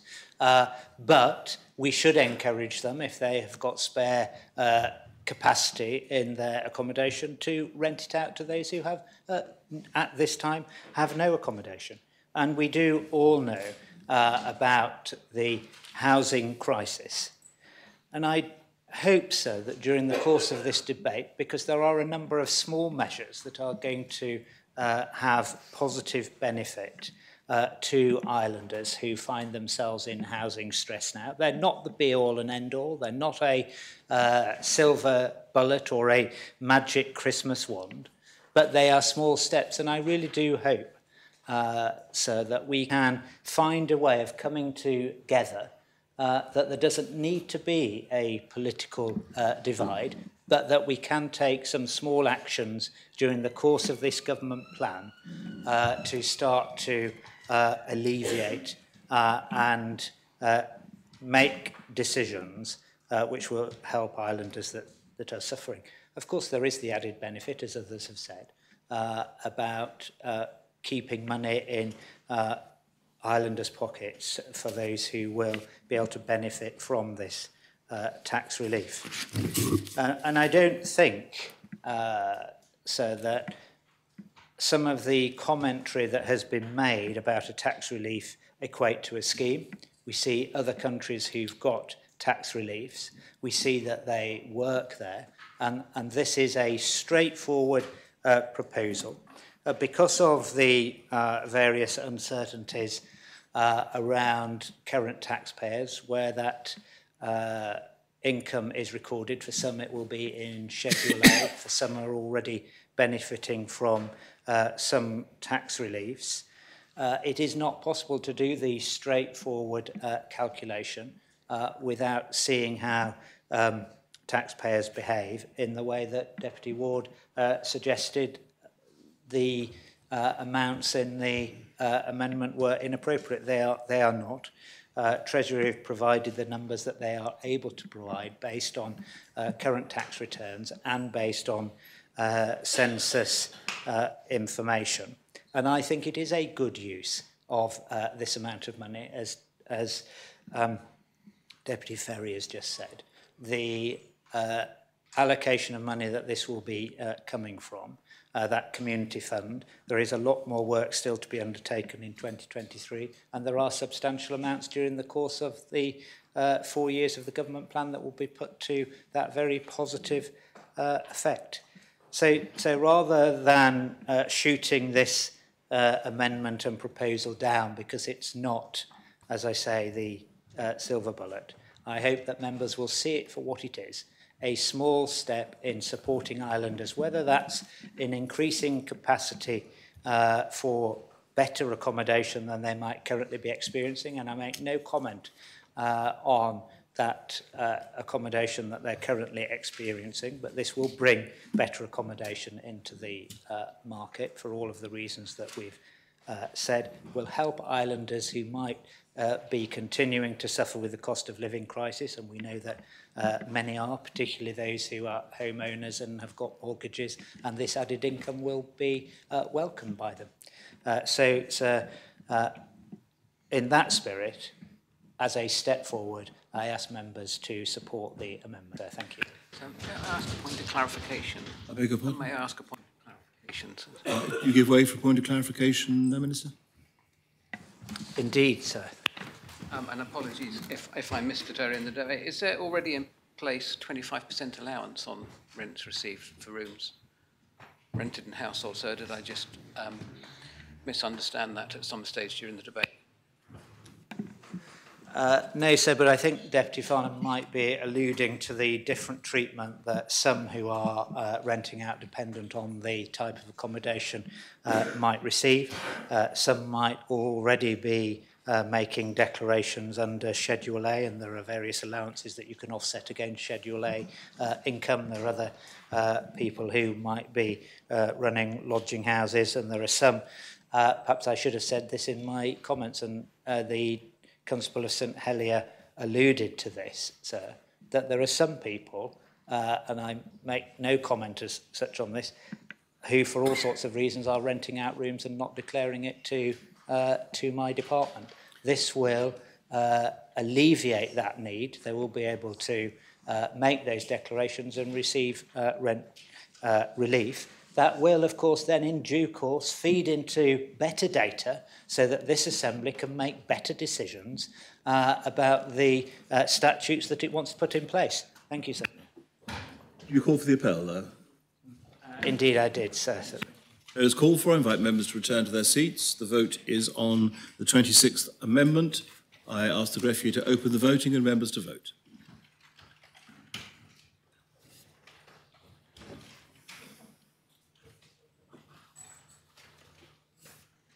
If members have had the opportunity of casting their votes, I ask the greffier to close the voting.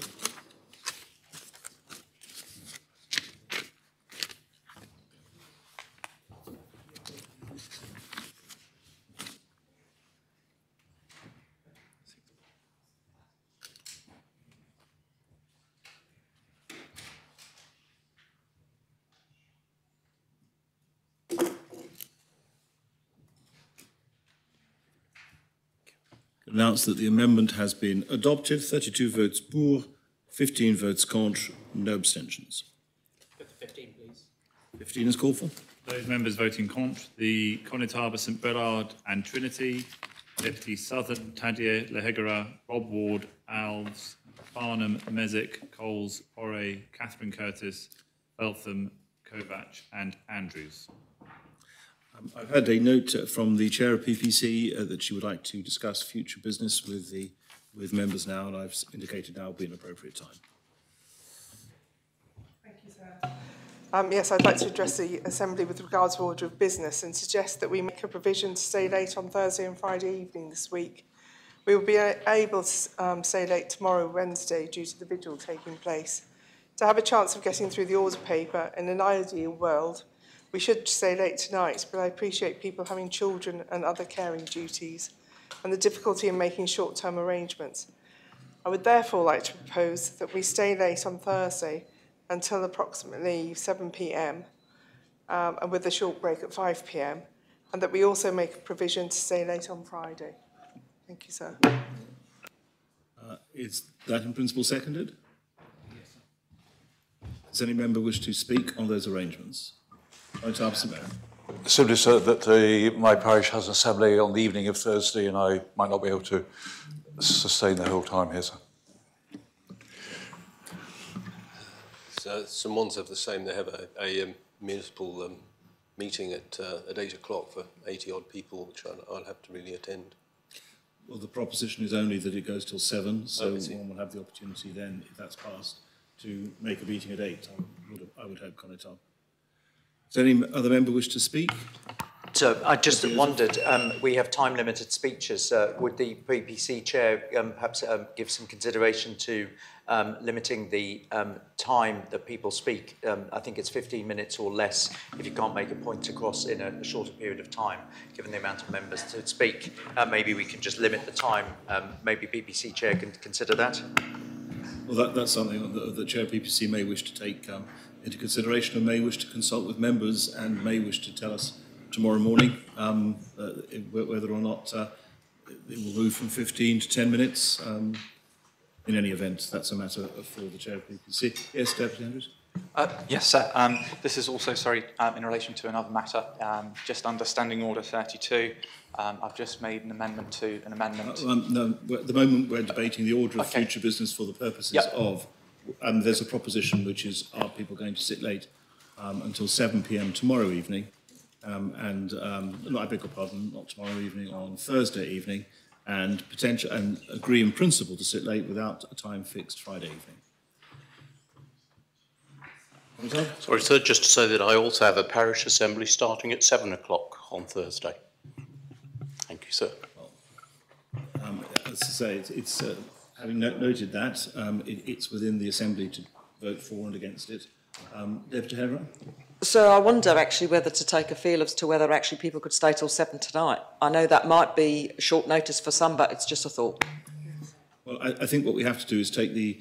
I think it's for me to be flexible in terms of what propositions are before the Assembly when we're dealing with future business. You wish to speak again? Bearing in mind all the parish assemblies that seem to be going on Thursday evening, could I change it to 6:30 on Thursday? We seem to have, I think most of my colleagues seem to have, or... It's entirely a matter for you as to what proposition you wish to put before the Assembly. And taking on board Deputy Joseph's, it's not a decision for me on my own to make for 10 minutes speech restriction. So I will take. But it's a proposition that you can take, having consulted with the Assembly. Yes. Can I just Deputy Doublé? So may I suggest that members consider this overnight rather than spending time debating now, and that we decide first thing in the morning? Deputy Scott?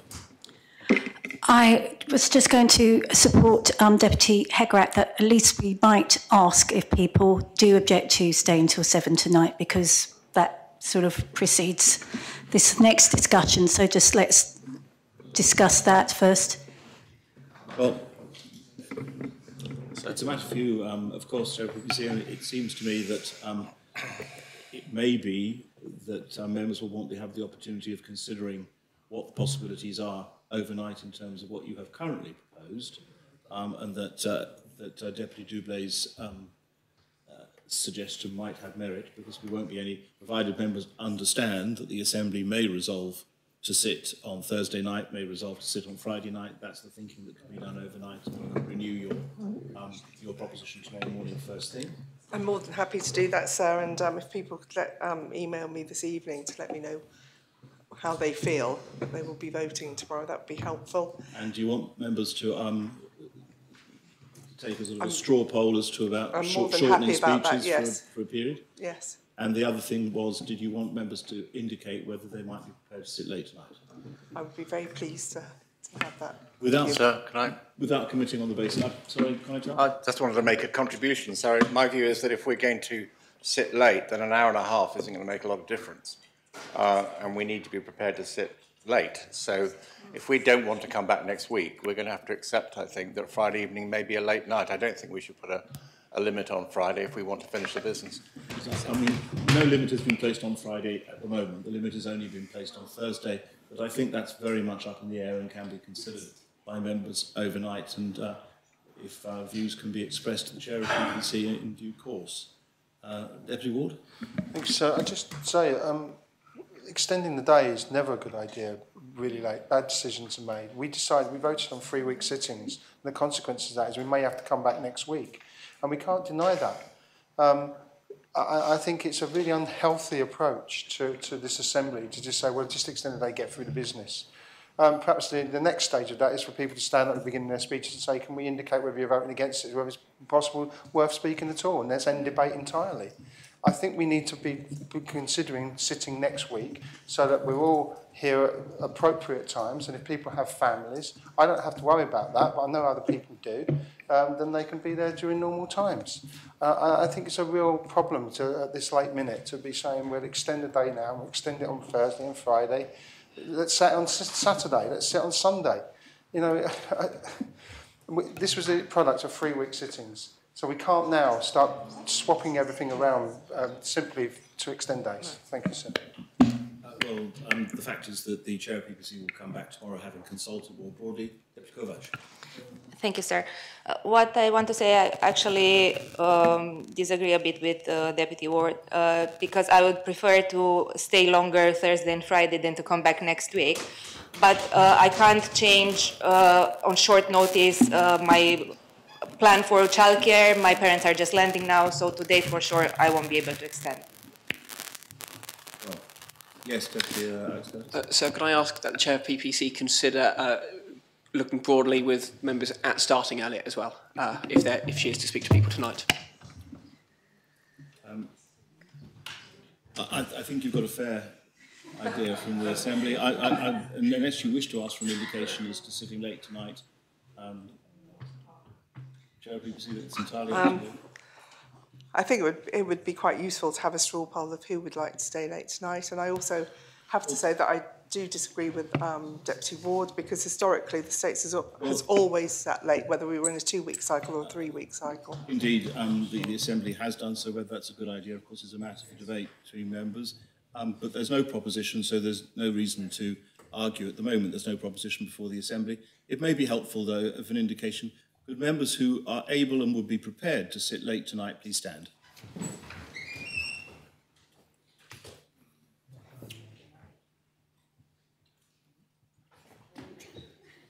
Very well, thank you very much. Well, I think that's as strong an indication as you're going to get, and there are a lot of people who are not going to be able to stay tonight. Very well. So if you'll reconstitute the questions first thing tomorrow morning. Thank you very much indeed. Very well. We continue in that case. Deputy Andrews, you had a matter to raise with the Assembly? Yes, sir. I just wanted to mention to you, sir, that the 8th Amendment that I brought forward to the Assembly, I've made an amendment to that amendment due to there being an administrative error that I picked up on a couple of days ago. So I've just gone through the process to lodge that once again, so I just need approval under Order 32. Right, so you've lodged, I think, a replacement amendment to the amendment that you had in somewhat different terms, presumably.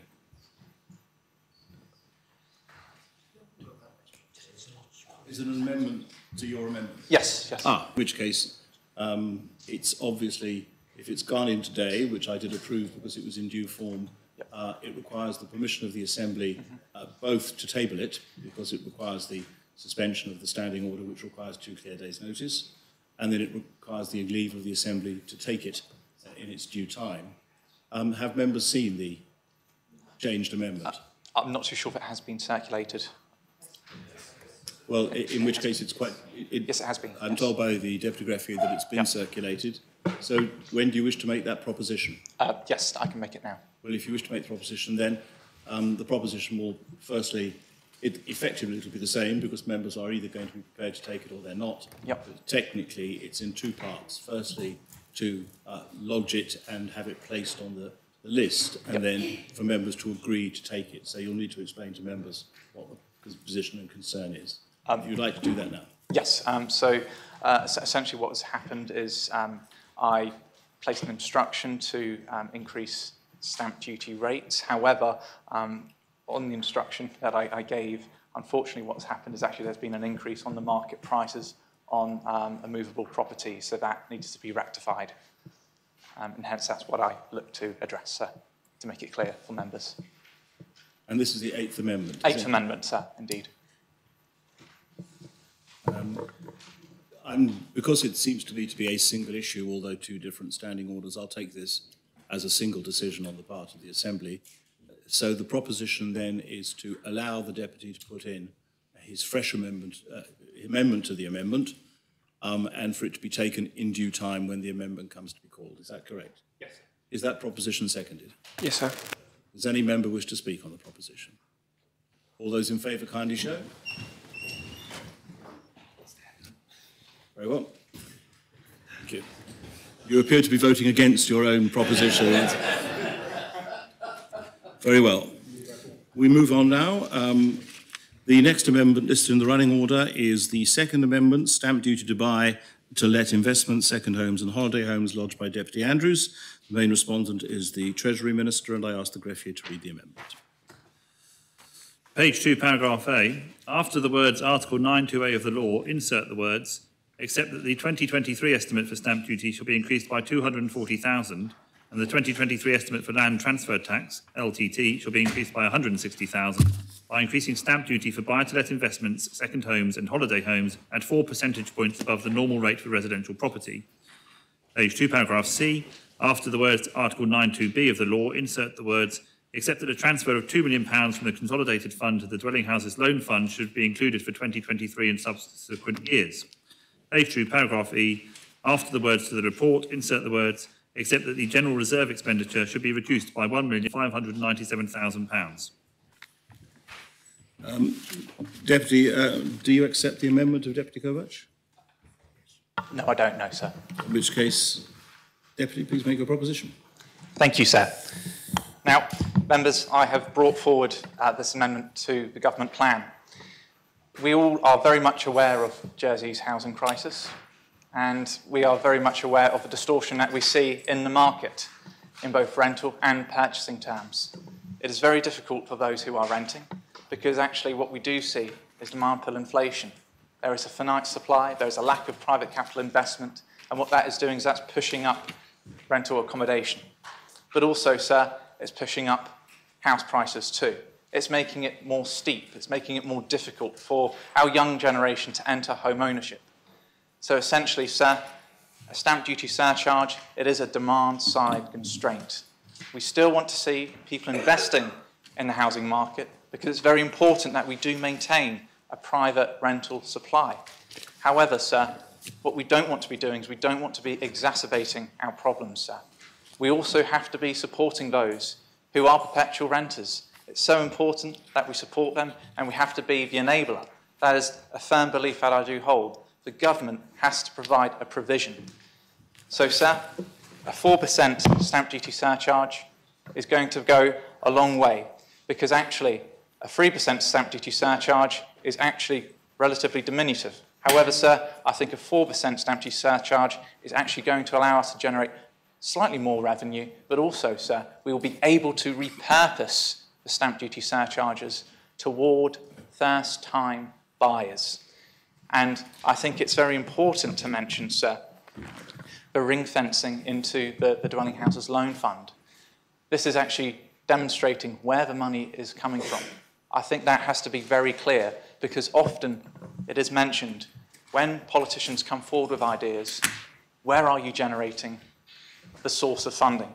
I am showing where I am generating the source of funding, and I think that actually, sir, if you want to be taking this seriously, then members surely have to be backing this amendment, sir.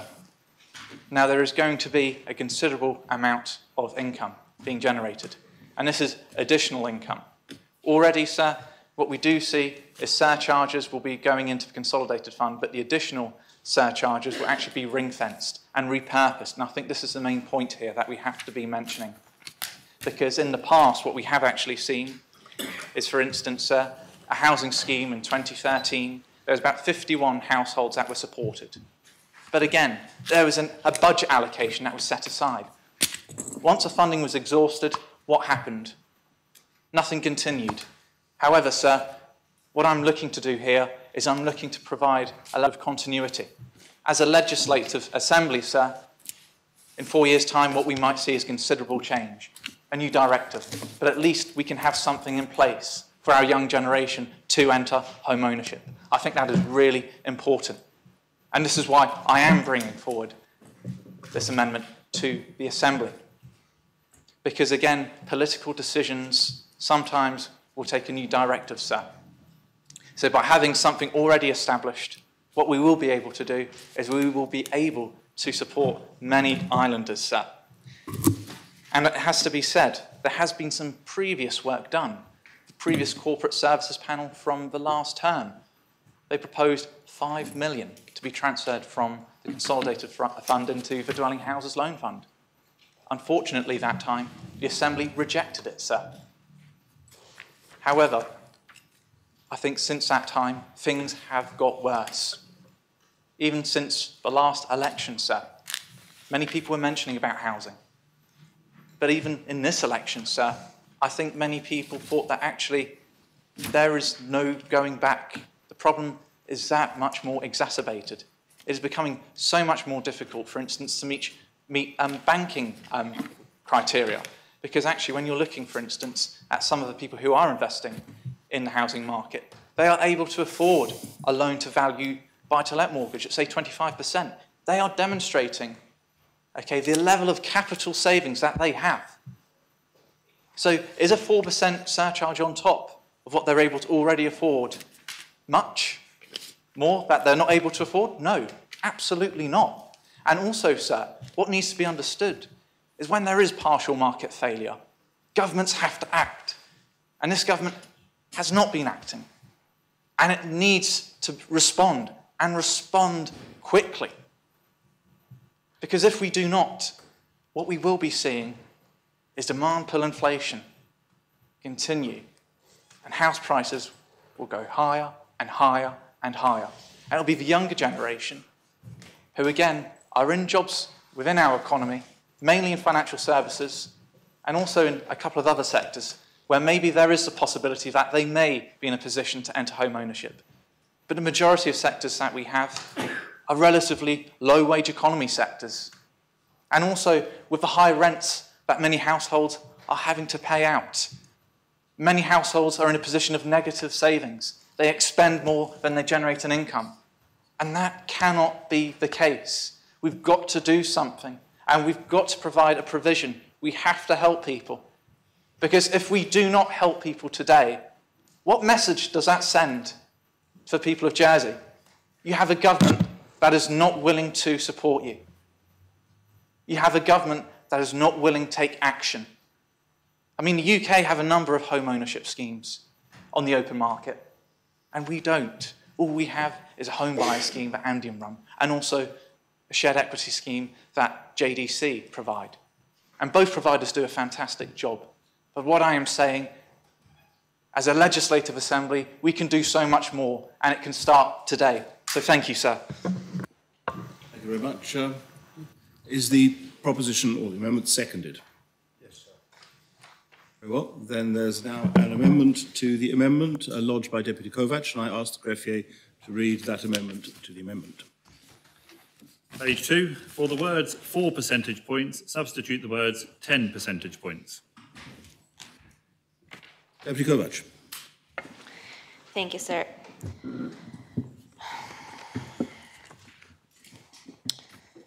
While raising additional revenue, which is up to about 50 million, this proposed measure to set the stamp duty higher rate at 10% on those residential properties not permanently lived in by the owner also has the key aim of changing purchase habits.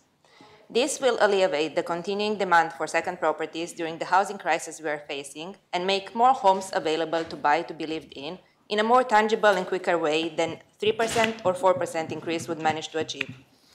There's evidence that suggests the demand for and purchase of buy-to-let properties by investors is contributing to higher property prices and also to the availability of affordable properties for first-time buyers. The intention behind this amendment is to deter the purchase of properties which are not intended to be the purchaser's main residence by a substantive increase in stamp duty on such properties. There is evidence from different jurisdictions that introducing a higher stamp duty on certain types of property purchases has had the desired effect. A further point for consideration is that increasing the purchasing rate by first-time buyers will free up the rental property they would otherwise have occupied. This suggests that setting the higher rate at 10% will add the rental market. This will also add in reducing strain upon social housing, as what is not sold by Andium through assisted purchasing schemes would still be rented.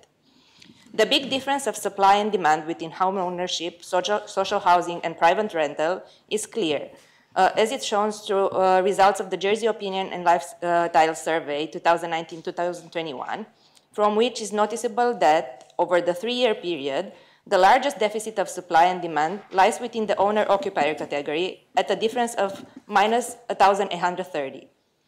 The figures presented in the report show there is a great deal of those who are not owner-occupiers buying up residential property.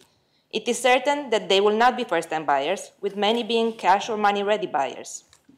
However, this cash-to-buy injection and money ready in their accounts from those with significant funds is denying access to those who wish to get a foot on the property ladder.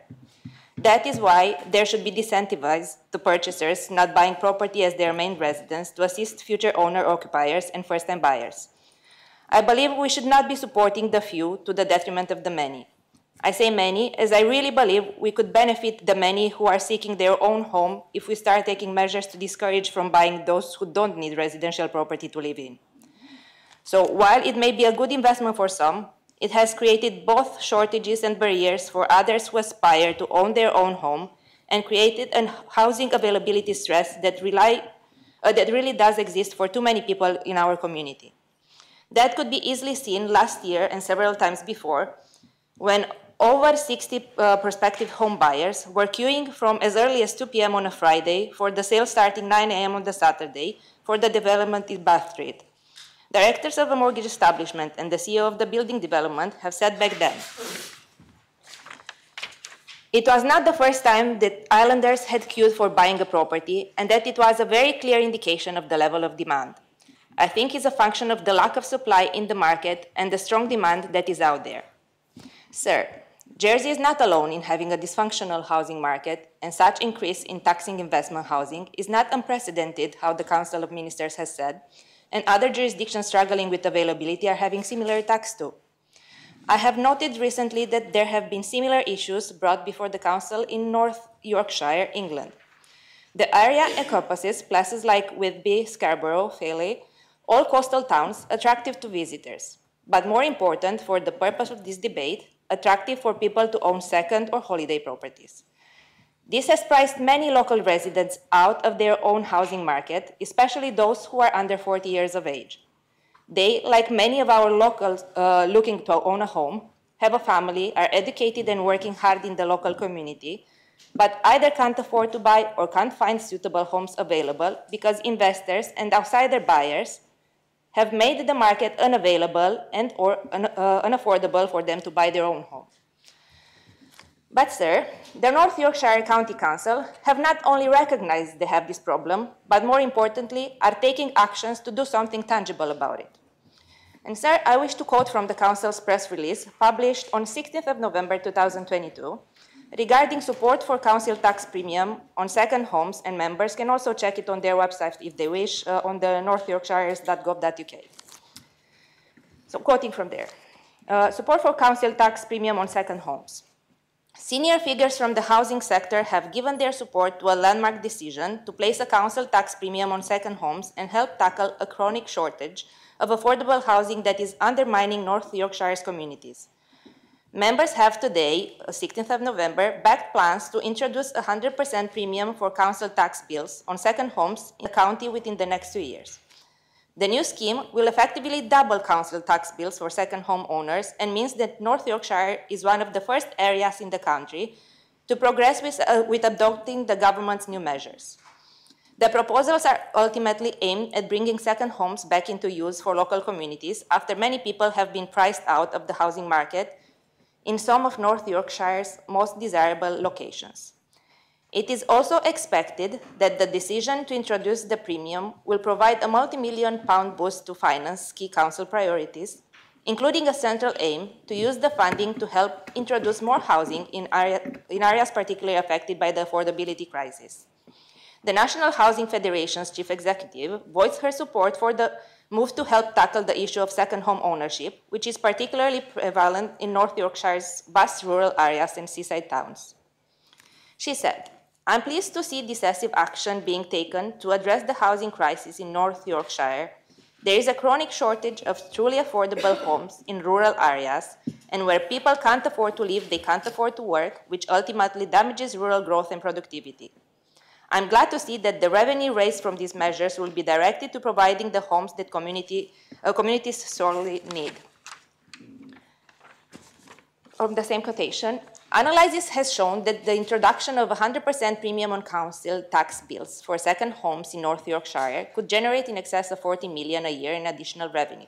Council leader welcomed the decision by today's meeting of the full council to pursue the council tax premium on second homes, which he claimed is a critical tool in helping provide more affordable housing.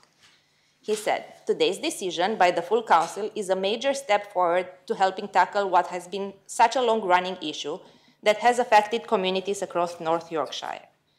It is heartening to have support from leading organizations involved in the housing sector, and the importance of trying to provide more housing for local communities should never be overlooked. To ensure people can live in the places they want to is vital to ensure that these communities remain sustainable for the future, and the council tax premium is a critical tool in achieving that." Members at the full council meeting have also backed proposals to maintain a 0% discount on second homes that is already applied by North Yorkshire's district and borough authorities. The plans would introduce a 0% discount for properties that are unoccupied or undergoing major repairs or structural alterations. The proposals will also see the continuation of a sliding scale of council tax premiums from April next year on properties that have been left empty or unfurnished for between 2 and 10 years. A lack of affordable housing across North Yorkshire has been a long-running issue, accentuated in many of the country's rural and coastal locations that are among the most desirable places to live in the country. There is a high demand for second homes. Increases in mortgage rates haven't changed that, and it continues to increase the strain on an already limited housing stock. So, according to the National Housing Federation, there are 8,199 second homes in North Yorkshire, the highest number in the Yorkshire and Humber region, North Yorkshire having a total population of about 824,000. Now, going back and comparing with what Jersey has, it's 6,610 properties that declared rental income in 2020 for a population of about 103,000. From those total properties, as per the answer table to my written question 253, 4,760 declared one property for rental, at 1,850 declared multiple properties for rental. This also includes 680 non-resident owners declaring rental income in Jersey. By way of a brief explanation of what I've just read, council tax in North Yorkshire is similar with our parish or island rates. The England properties are taxed in 8 bands with different amounts depending on the property value. The mentioned new tax on second properties represents increases of up to 8,000 per year ongoing for the whole period you own the second property. So there, sir, I believe this demonstrates that we are not alone with facing issues related to availability of affordable housing, but others dare to make courageous decisions to solve this issue, as their analysis showed it's going to achieve what it's aimed to. I have looked at the details contained in the comments of the Council of Ministers, and to say the least, some of the information is confusing, without clear source or calculation of figures shown, based mainly on assumptions and excuses, but not much on clear facts or evidence. I have already questioned the accuracy of some figures, and I was surprised to see that the Minister was not aware where those figures correcting mine are coming from and how those additional figures have been exactly calculated. When I have any officers helping me with any research on my reports, I verify and question the data and information received to make sure on the source accuracy of available data and that I fully understand it. It was logical to assume the Minister would do the same, especially if those figures are coming to modify something. Will you pause a moment? I just want to check if we're quorate. Oh. In which case we're quorate. Yes, please continue, Deborah. I would think in a housing crisis would have more interest in listening to that, and I really hope everyone is outside hearing what I'm talking about.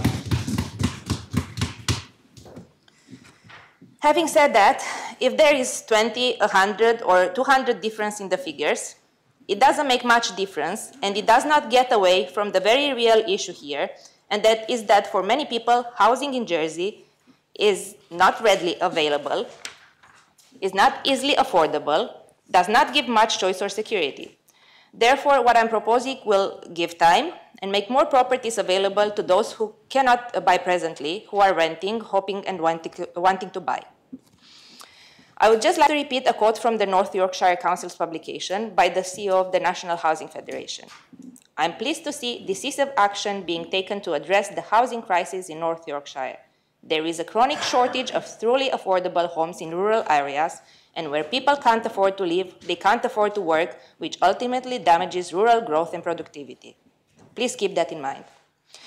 So I hope members will take note of this, because it reflects what is happening in real life, is not just on any spreadsheets. Does the Council of Ministers really know or can put a price on how much damage our broken and dysfunctional housing situation has on our children, on every family fighting something sometimes most of their life to get on the property ladder, to live in a property done how they find it suitable and fit? The Council of Ministers seem to have a spreadsheet, questionable estimates, and a list of excuses for everything.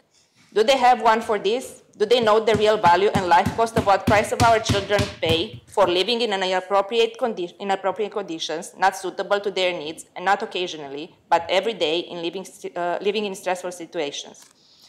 Then we wonder why so many problems appear in our community. We also keep on saying we are putting children first in our community, so I would highlight that includes where they live. I don't think I have to remind members again about the case with a child's life taken too early by living in a moldy environment. I've experienced that intensively myself as well in my previous accommodations, and don't wish it to anyone.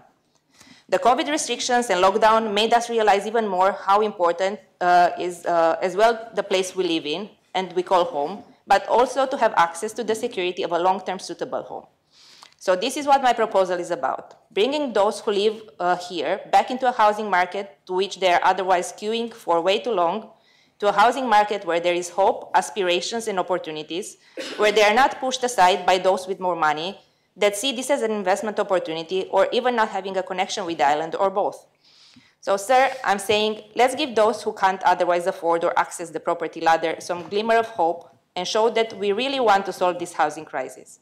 What I'm proposing with a 10% increase in the stamp duty or investment properties is an important step forward that, although would not cure, will improve visibly our housing availability. All this while raising enough revenue to support the people wanting to own their own home, with evidence that there would be minimal negative impact on the rental market, if at all.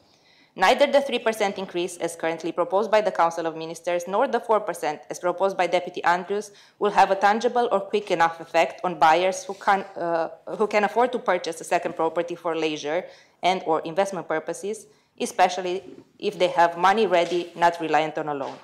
Sir, therefore, I'm proposing this amendment to the amendment. Thank you. The amendment seconded. Yes, sir. Does any member wish to speak on the amendment to amendment? Deputy Gorst. Thank you, sir. And let's start the amendment by being clear. There was perhaps an indication in the mover of this amendment and in the earlier amendment that no action was being taken. The government has proposed an action which arose out of the previous Corporate Services Scrutiny Panel, that a supplementary or increased stamp duty should be investigated and reviewed and proposed. So this government plan, this finance law, proposes action. The Corporate Services Scrutiny Panel produced their review during the course of 2021. And they looked at actions that had been taken elsewhere, primarily, of course, I think across the United Kingdom, where they have a similar tax levy on second homes. We have drafted legislation which makes this proposal non-bureaucratic. But in 2021, we had, I think it's appropriate to use the term, a housing market which was accelerating and could be described as out of control and unaffordable. And therefore it was absolutely right for the Revenue Jersey section of my department to go away and do the work that the Corporate Services Scrutiny Panel had asked to be done. But not only was there a dramatically rising housing market, there was a tremendous number of... Excuse me, Deputy, you can't move in front of a speaking member of the Assembly. Perhaps we'll leave you there for the moment, but it's not appropriate. Please carry on. Thank you, sir. There was a dramatic number of transactions during that year, and we look at the stamp duty income, we can see that took place. And that really continued throughout the whole of 2021 and into the very early parts of 2022. But as with much of this government plan, the economic circumstances and the backdrop to the government plan has itself changed dramatically. And the latest set of statistics show a very changed housing market. I had, during the course of the last 10 days, at least 2 experts in the Jersey housing market attend upon me and talk about the experiences over the last 2 Fridays. So I don't wish to tread onto your territory, but in the course of 6 months, we have gone from a royal court attendance on a Friday afternoon to being standing room only, to now virtually no one transacting properties.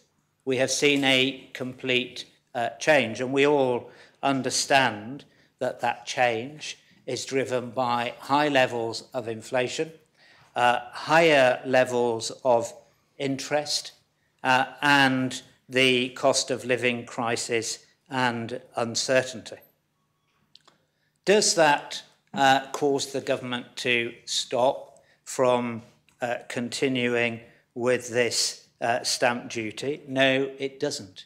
But it should cause every member to carefully consider unintended consequences of a 10% hike in this stamp duty. Because if we look across the United Kingdom, and we'll come to this argument, various of the countries that make up that United Kingdom have either 3 or 4% additional stamp duty, and that is a debate that we'll have in due course.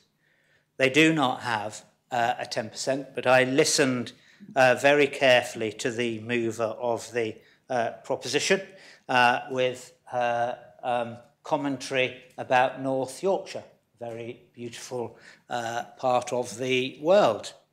And in North Yorkshire, the proposer of the amendment extolled the virtue of flexibility in the council tax regime.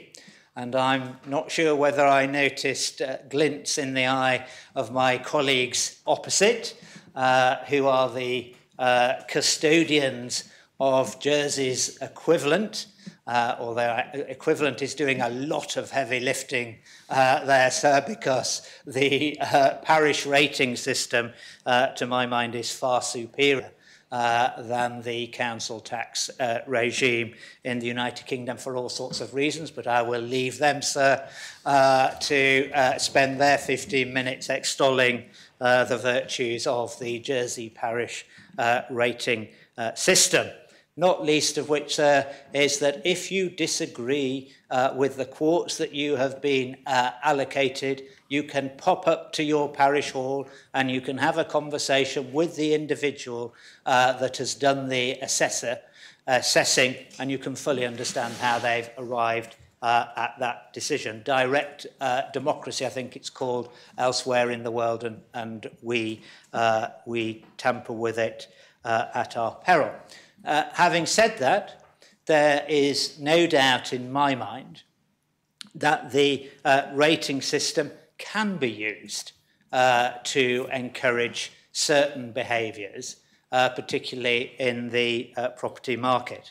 And so I hope that the constables have listened carefully and do indeed go away and work with colleague ministers, as I know they are doing, sir, as I know they are doing, with the work that the Housing Minister has been undertaking around empty properties. And we see in the appendix to the Minister's empty property review exactly that suggestion that in due course rates could be amended in the way that the proposer is mentioning, but we're not quite there yet. So we know that there aren't transactions in the housing market. We know that the economic advice and the review that Ministers and Revenue Jersey undertook before proposing the higher rate of stamp duty was quite a finely balanced decision, because there are 2 policy aims that one is trying to achieve. Firstly, one is trying to encourage first-time buyers and a greater level of property ownership. So making a second home slightly more expensive could deliver changes in the actions of some islanders. But equally, one is seeking to carefully ensure that one doesn't intervene so much in that market that rents increase simply in line with the added stamp duty or above and beyond, because the number of properties in the rental market is constrained dramatically or drastically.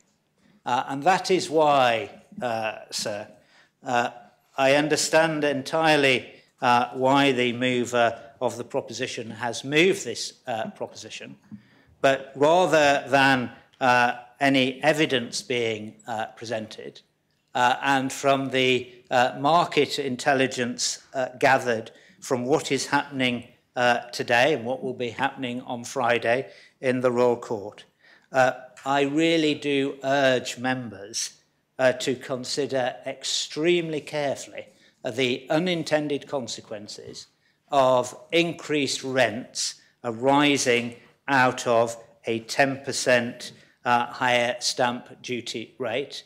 And I ask members to reject this amendment so that we can have a debate about the 3 or the 4%, and of course then where that money should be allocated to, whether it should be allocated to the Housing Loan Fund or the Consolidated Fund, but we'll come to that point. In the current market conditions, I think that we, by accepting, if we were to do so, this amendment, we could not guarantee that there would not be, and in fact, the evidence and advice provided from the current market conditions, that it would have untold consequences into the rental market. And those individuals who are already suffering from rental stress, and we know and we hear, again, as my colleague said in front, sighing to my right, strange to say that, sir, sighing to my right, but we can't get away from the fact of the conditions that the Jersey housing market is encountering right now. And so to vote for this 10% additional stamp duty, I have no doubt that it would do that, just that. It would push rents up, and that is one of the balancing policy decisions that this measure is not intended to do. It is intended to carefully and gently change actions, but not at the expense of renters in our community. Because we know, sir, don't we? We know in the housing regulations, 12% of islanders are not allowed to buy. Are they the 12% of islanders that we are prepared to see their rents increase even further when they're already suffering difficulty? Not to mention all of the others as well. And I don't think it is, sir. So I think it's a balance that we are seeking with this policy proposal. And for me, the balance really should all be about whether it's 3 or 4%, and I'll come to that point in due course, but most certainly not 10%, sir. Thank you very much. Right, Deputy. Does any other member wish to speak on the amendment to the amendment? Colin Harbison, Mary. Colin Harbison. Thank you, sir. Again, I have some sympathy with the mover of the original amendment here, in that we should be discouraging somehow certainly holiday homes and second homes. I do differentiate them as against buy-to-let. I think there is a possibly loophole for such people. I myself bought my first house and then found I could afford to retain it and let it, albeit to my in-laws. I won't go there, though. And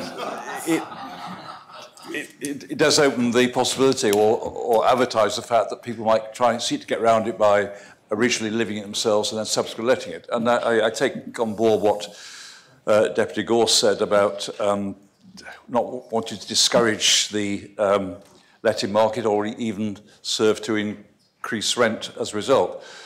My main concern relates to the so-called holiday homes and second homes, and I first of all query first how many there are and how on earth do they come into being in the first place. I do not see additional stamp duty as being the appropriate way of deterring them. I would rather borrow a phrase from the UK legislation where, in different circumstances, admittedly, they seek to tax people who have accommodation available for their use. Now, a holiday home is not empty because it has furniture in, but it is available for the owner's use.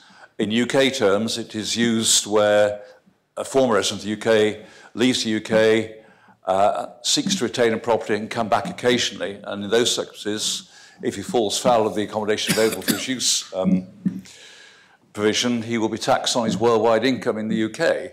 I'm not suggesting anything as drastic as that, but I think we could borrow the phrase of accommodation available for use by adapting it to apply a notional rent that would be applied to such property if it were let. That would mean that the Exchequer, and I do mean the Exchequer rather than the local parish, although that would beat my own parish's costs, because rates are relatively small, and I think that if people who own such properties were burdened with the idea of having to pay tax on a notional rent or something of that order, that would be sufficient to deter them, may even encourage them to sell. So that is a route I would like the council minister to go down in the future. But for the reasons stated, I'm afraid I cannot support the amendment or the original amendment or the amendment to the amendment. Thank you, sir. Thank you, Conor Tarb. Deputy Meze. Thank you, sir. He's just left the room, but Deputy Gorse did make reference to me apparently sighing when he was speaking, and I should perhaps correct him and say it was more of a gasp. A gasp because I was so shocked, taken aback, and actually delighted to hear his deep concern for the plight of Jersey's renters. What a drastic change in previous positions, and I look forward to counting on his vote on future measures to improve conditions for renters, seeing as I've never been able to count upon it before this proposition. But, sir, I, of course, completely disagree with the conclusion he reaches that this amendment would somehow lead to those pressures that he believes will put further upwards pressure on rent. The whole point of this amendment is to help turn more renters into homeowners, so that those people, instead of paying an extortionate part of their monthly income into the pockets of somebody who already owns multiple properties, instead pay it into their own property so that they can get the security that comes with that and the ability to then rely on that property later in life to move on in life too. That's the whole point of this proposition, and some of the points that are made in the comments to this about it leading to a restriction on the supply of rental homes, I simply find bizarre. Those homes don't disappear into thin air. They exist. They'll either be lived in by an investor who will put up with the surcharge or by an owner-occupier, and they themselves will then no longer need to live in the rental sector. It's about providing for a better distribution of the homes that we already have, so that people are paying into their own futures and not into the investment funds of other people. And the reason that I think Deputy Kovacs has gone for a 10% surcharge instead of a 3% is because too many of us, we look at that 3% and simply regard it as measly.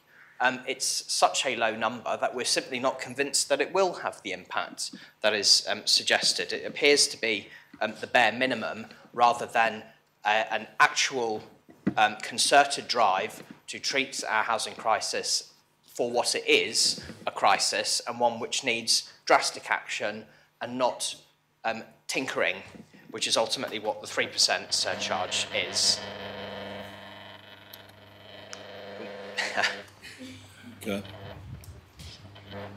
first one, Mike.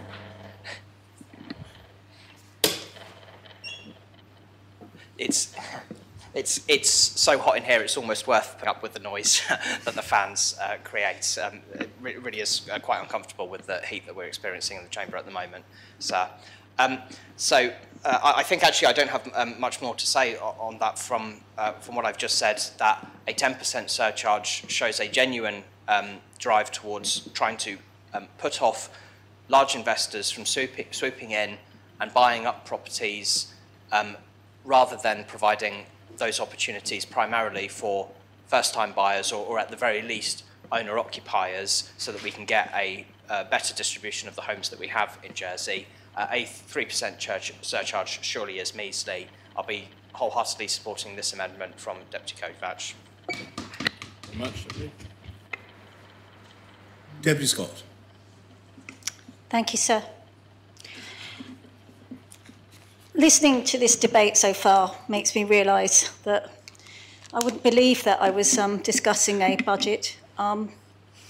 We seem to be talking, and indeed arguing, about a number of political experiments. It's already happened, and also the nature of evidence. Now, I know we want to hurry up this debate, and I sort of suspect that Deputy Kovacs's colleagues in Reform will be giving their support, as you might expect them to, in a number of speeches. I really would like to just point out what one of her colleagues did mention in the context of another amendment. It was the word cost-benefit analysis. It's quite difficult to do when you have a political experiment. And when Deputy Kovacs was describing a number of councils that have made the decision thinking, oh, let's do this to solve a problem, we heard an awful lot of what they said they thought that the result would be, but not too much about the actual figures, okay, so what really happened, and partly because these are political experiments. So when the Minister for Treasury and Resources has talked about unintended consequences, I sympathise. We've had a whole, there's been much history where at different times people have actually sought to bring in political experiments with a cost on populations. But more importantly, well, perhaps not so importantly, but still it's important, a cost to the taxpayer. And I just would like to remind people that we are talking about a government plan. We are talking about a budget. And we are talking about consequences for the population. And as the Constable St Mary has said, this affects all homes. We're not really making the distinction between rental homes and holiday homes. So I do have some sympathy about with the Council Minister's position about unintended consequences. I accept the intention, but I also believe, and this may be because I have a different background to many, that when you actually look at these ideas, you do need to actually produce some figures, some cost analysis, and really have a clear understanding of risk. Very much, Deputy. Does any other member wish to speak on the amendment to the amendment? If no other member wishes to speak, then I close the debate and call upon Deputy Kovacs to respond. Thank you, sir. Sir, I want to thank everyone for their contribution. I would have thought it would have been more than that. As I said, ashamed to see so less interest in the housing crisis we're being.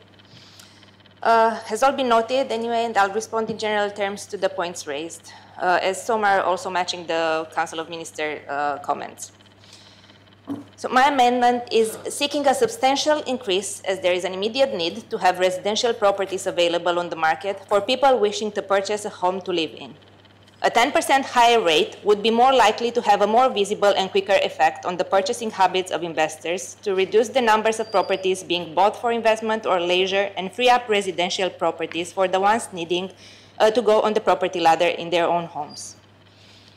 The Council of Ministers assume it is not going to work and is going to affect negatively the rental market, but still they are the ones saying in paragraph 19 of their comments that, and I quote, "At this stage, it is not possible to forecast the impact that such a measure would have on the housing market. At worst, the surcharge could drastically reduce the number of available rental properties, limiting supply in the face of increasing demand, while affordability constraints leave properties vacant as owner-occupiers struggle to get on the housing ladder." Then in paragraph 4, more catastrophic assumptions with not a single factor evidence saying, "The effect of this amendment would further distort Jersey's housing market to such an extent that it is not possible to quantify the impact." As said, just assumption, and why always looking at the worst and not wanting to see the potential of this to actually improve the housing issue we have, especially when there are facts and evidence showing that way. The way I see this going so far, both with this amendment and in general, in what's proposed from backbenchers, it would be good to see the government putting the same level of effort in finding collaborative solutions as they put in finding excuses, and the public will benefit much more. You don't have to take my word for it that is going to work. I'm not just assuming. Deputy Gorst said no evidence has been presented for my case, although please look at the Council of Ministers comments and show me how much evidence is there and how much assumptions. Let's then talk facts, figures, evidence-based data, and statements and information from other jurisdictions trying to sort similar issues, or from our local real estate lawyers, conveyancer, and mortgage advisor that I've been spoken with. So facts. People were queuing on few occasions overnight to buy their first home when a development releases available residential properties to purchase for fear of not losing out. There are 6,610 second or multiple residential properties owners renting out, as per 2020 tax returns, as responded to my written question.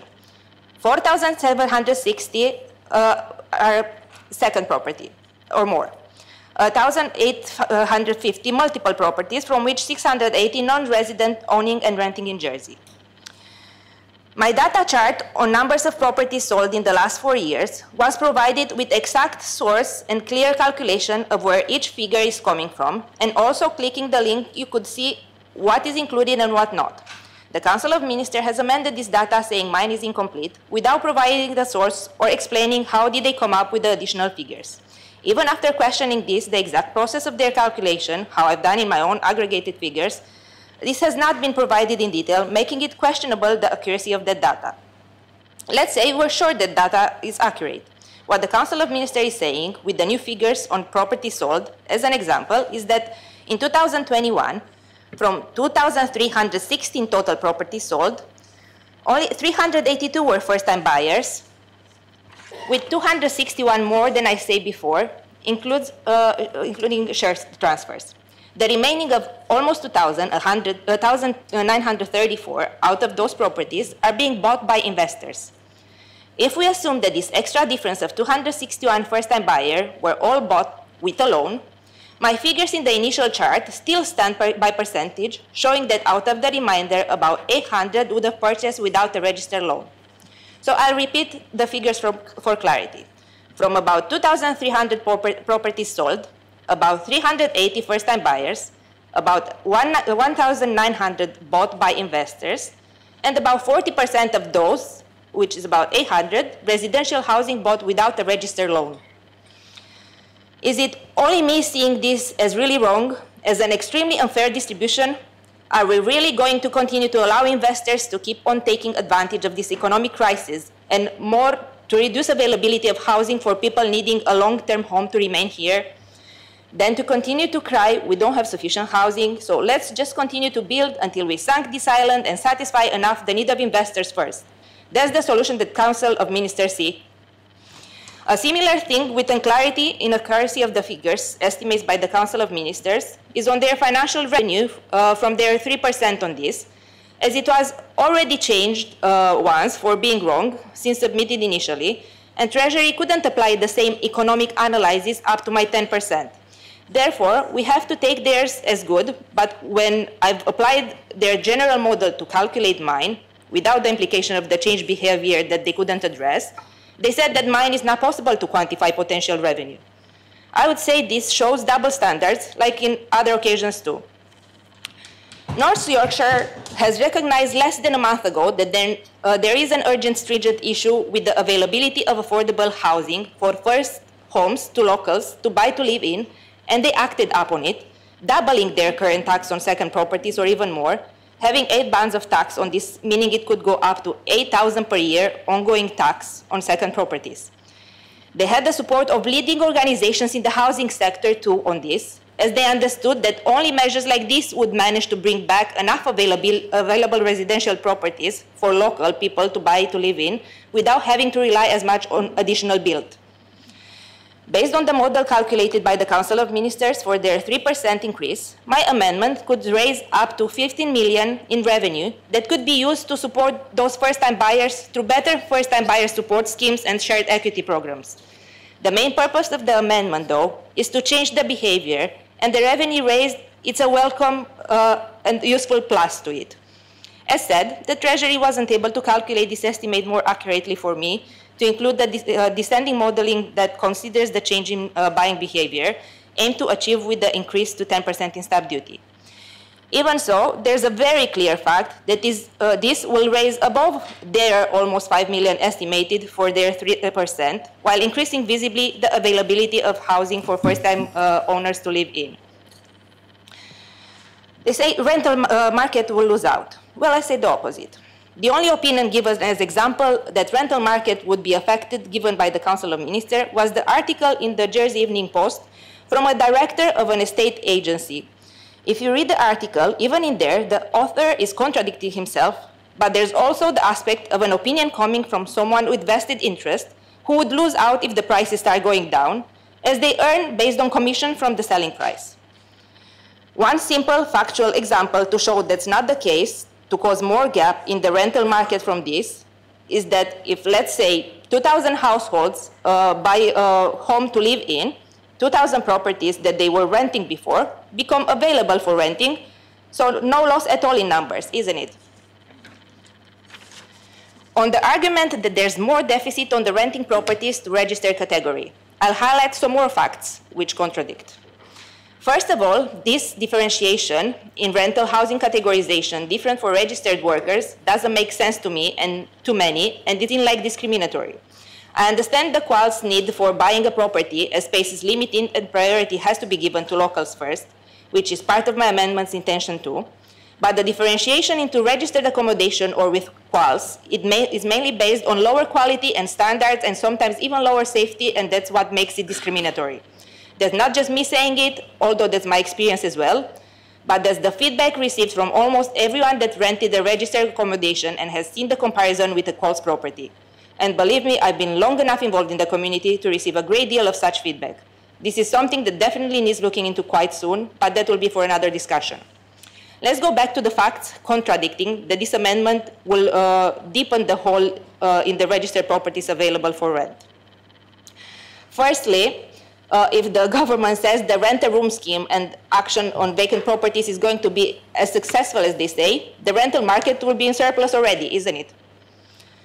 The 600 estimate of deficit in this registered rental category was forecasted in the housing needs assessment for 2019-2021 based on the net inward migration of about 1,000 per year with additional increase of about 100 each year. This estimate was done in 2018-2019 before leaving the impact of Brexit and COVID, before working permits and visas, and when Jersey population was estimated at almost 108,000. Statistic Jersey has confirmed that in their modeling, this hasn't been considered. We know that since then, Jersey population is estimated at about 5,000 less than that, about 103,000 now. Immigration has reduced massively. As an example from data that I know, about 1,000 Romanians have left since then, and many others, including Jersey-born as well. The estimates in the Jersey's Future Housing Needs Assessment, 2019-2021, shows the forecast was done in 2018-2019 as follows. Under current migration trends, which were then at about 1,000 immigrants per year, there is a potential shortfall of around 600 units of registered accommodation. Continue to quote. The previous round of this survey relating to 2015-2018 recorded a potential surplus of registered accommodation. The latest potential shortfall has been possibly largely driven by recent levels of migration. The report says, but we'll see just a bit further than the real estate lawyers and conveyancers have another explanation for this as well now. In respect of the net migration, the conclusion from the same housing needs assessment states, the potential surpluses and shortfalls in the qualified tenures of accommodation are impacted less by the level of net inward migration during the next 3 years than registered accommodation. A level of net inward migration of around 500 plus people per year results in a potential net nil provision of registered accommodation over the next 3 years. A level of net inward migration of around 700 plus people per year results in a potential shortfall of almost 300 registered accommodation units over the next 3 years. So we see that the lower level of migration brings lower need for registered accommodation. The reality on the ground nowadays in respect of migration is the vast majority of the people still coming are, as said, at a much lower number. The majority of these are on working visas now and on temporary contracts. They are usually brought in either farming or hospitality industry, where the majority as well have staff accommodation, especially in farming, already sorted when coming as registered worker, or they're also coming as key licensed worker in health education, which then has access to qualified accommodation to rent or even buy under that category if it's to remain longer or want and can afford. Another fact is that it's in the power of the housing minister to change the housing category and make more availability in that situation. Conditions and changes to housing categories are specified in the Control of Housing and Work Law, which I quote from. An owner of a unit of dwelling accommodation may apply to the minister to change the housing category of the unit of dwelling accommodation or to specify or vary the conditions relating to the housing category of the unit of dwelling accommodation. The minister may, of his or her own intention or following an application under the paragraph, make a determination relating to any of the following: a change in the categorization of a unit of dwelling accommodation, specification or a variation of the conditions relating to the housing category of a unit of dwelling accommodation. So we can see the housing minister can change that if he wishes to. I also have another fact, evidence, statement from a conveyancer. The reduction of the registered type accommodation is in big parts due to many lodging houses being purchased by local developers, and the change of use applied from lodging houses to residential and being sold off to purchase as individual units, mainly still bought by investors. The Population Office would hold the figures on how many housing applications have been granted. Our organization have dealt with many in the last 2 years, which is a huge number of flats no longer available to registered card holders. From speaking with a few real estate lawyers and conveyancers, there are many other firms dealing with the same work. This would explain much better why there are no properties for unregistered hospitality workers, for example. So I agree here with Deputy Barbara Ward when saying we can't keep building lodging houses, but we can stop giving the existing ones to investors. Another important fact from same report, Jersey Future Housing Needs Assessment, states there is a potential shortfall of around 1,830 units in the owner-occupier sector. The reality is this number has actually increased, and I'll give you the examples to see that figures don't lie. In response to written question 264 per 2022, the Minister for Housing and Communities has indicated that although it is not possible to identify the total number of homes across the island that are currently available to purchase as of Friday, 11th of November, there were 1,995 active applications on the assisted purchase pathway. It was confirmed that as of that date, only 18 properties were available for purchase from Andium. He has also indicated that the average waiting times in the scheme, based on 2022 sales, are up to 4 years, 8 months, dependent on type of property. So 2,000 on the queue list, 18 properties available to wait for almost 5 years. A response to a separate written question, number 280 per 2022, has indicated that Andium Homes anticipates that by April 2026, 1,121 homes will be developed for their use. This is lower than the current active application, and they've confirmed that only 1/3 of those will be affordable housing, total for both rental and selling. The JDC Horizon development has confirmed that already about 50% of their flats have been bought by investors and buy-to-let. How would we know, they say, if this is successful and who's buying for what purpose? The previous assembly has approved before for a digital register to be put in place. Control of Housing and Working Law 2012 updated, and for some reason states that. And for some reason that's still overdue, and the data could have been collected by law to make more informed decision, but is still not collected at the level needed. The data would show for all units of dwelling accommodation the housing category and the purpose of use of each unit, and I believe it's time to put that in practice. Then I was glad to see that P102 per 2022, the draft finance law for the budget in the government plan, states under the amendments to the stamp duty that now, by law, the buyer has to declare in a statement if the dwelling acquired is to be used as their main residence or for what other use. The stamp duty law will also provide that it is an offense for a person to make a statement they know to be false or misleading. The penalty is imprisonment for 6 months, a fine not exceeding level 3 on the standard scale, 3,000 about, or both. In addition to that, there's also available for comparison the related data collected from the estates agents, mortgage providers, conveyancers, and what's collected at the Treasury through land transactions tax and at the judicial graph from court transactions. At the same time, on paragraph 15, the Council of Ministers comments, there's mention that it's not possible to quantify the total number of transactions with which a loan is associated across stamp duty and land transaction tax. I will say that is wrong, as data is collected and available for this as well, and this was confirmed to me by real estate lawyers based on what details they report when housing purchasing takes place, and these are: any registered loan on freehold housing purchase goes through courts, so the judicial graph or public registry would hold the data. For share transfer property sold, there's a tax form to complete. This captures whether you are a first-time buyer or a buy-to-let and includes the property price and stamp duty payable. When you take a loan when buying a share transfer property, you need to pay the land transaction tax on the loan using the creation of security interest section of the form given. This also captures whether you are a first-time buyer or a buy-to-let. It includes the loan amount and the stamp duty payable, and from conversations with Treasury, they do hold this data. Mortgage rates going up, so nobody buying anymore was another comment. Even the housing minister doesn't believe this, as he's stating in the scrutiny hearing with the Environment and Housing and Infrastructure panel at the end of October, the following.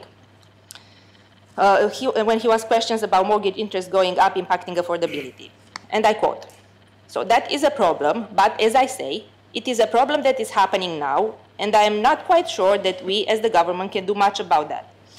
It is just the reality of the market. Thankfully, we appear to have a more secure leader in the Conservative Party in premiership, and the markets have reacted in a positive way to that, so therefore interest rates appear not to be going north as they seem to be going literally 3 or 4 weeks ago, so things seem to have stabilized a little bit on that." Statement from another conveyancer. This has had some impact, the mortgage rate.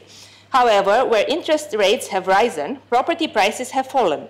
The market is still very steady. The Bank of England intervened in time, and in fact, interest rates are showing to be slowly falling. Similar response has been received when asking mortgage advisors about mortgage interest impact on volume of property sold, and they said it was a bit of initial shock with the sudden increase in interest, but it's stabilizing and the market continues to be steady and people are still buying residential properties. Only in the last 2 weeks, I've also seen 3 of my friends purchasing their home. Specialists working in the real estate and linked industry say they see the market steady as well. Investors continue to buy. They've seen about half of the share transfer properties bought being for buy-to-let, and the list can continue. There's also evidence that suggests the demand for and purchase of buy-to-let properties by investors is contributing to higher property prices and also to the availability of affordable properties for first-time buyers.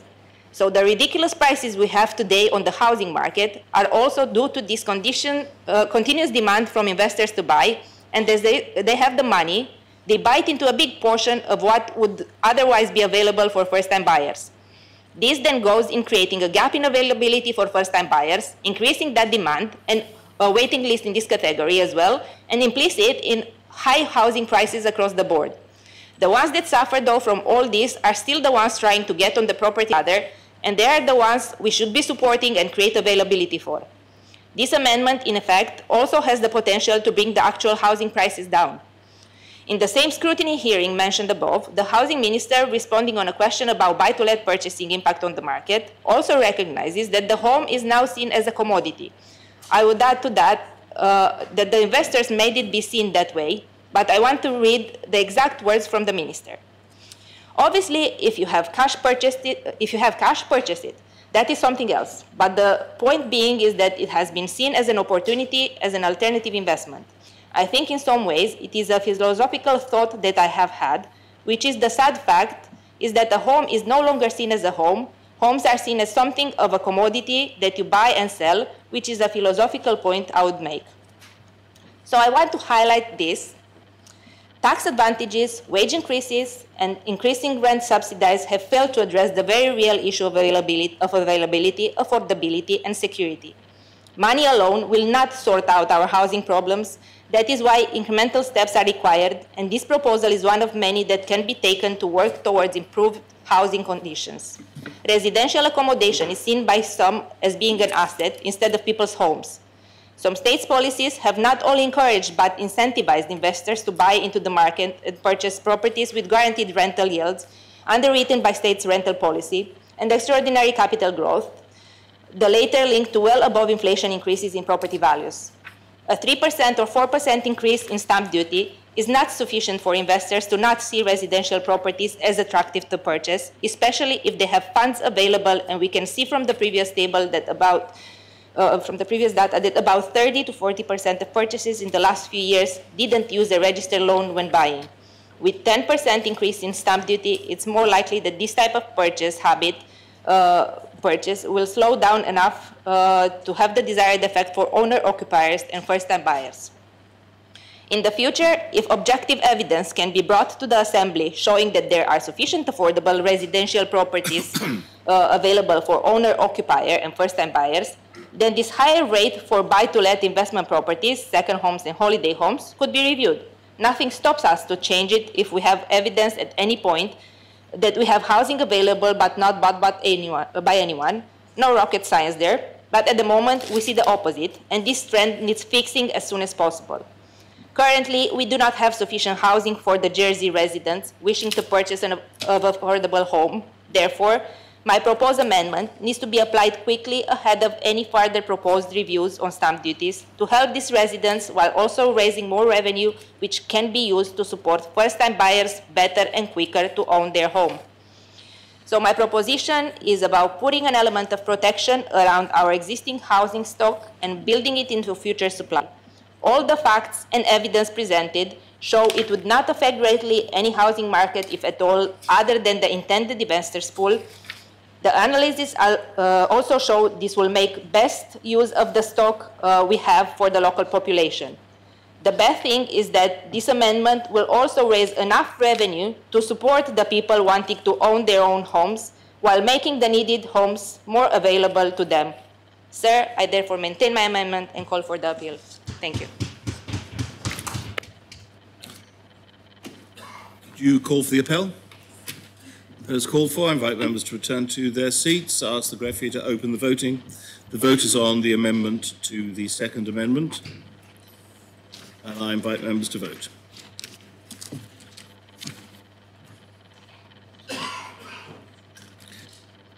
If members have had the opportunity of casting their votes, then I ask the greffier to close the voting.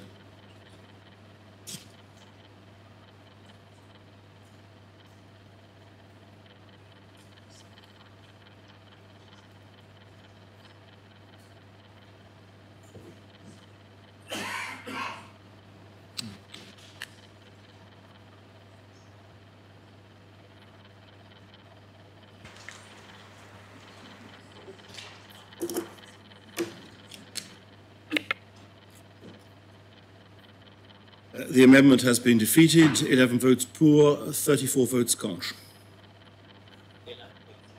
11?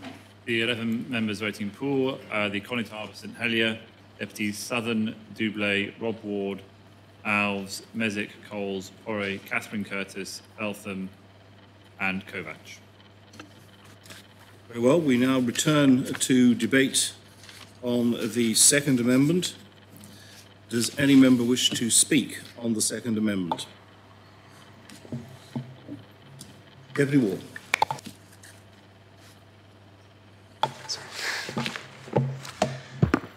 Thank you, sir.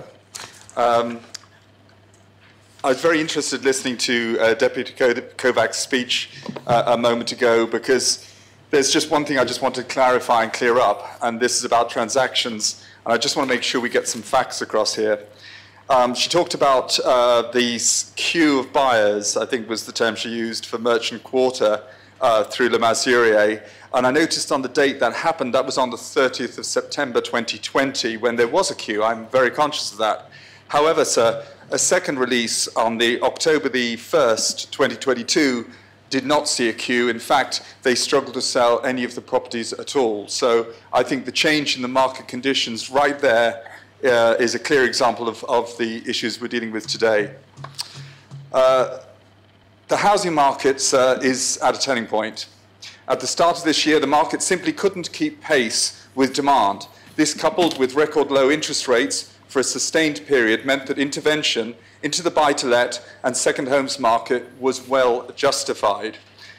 So I'm just trying to pick up on any of the points here Deputy Kovac has made. Nothing there immediately comes to mind.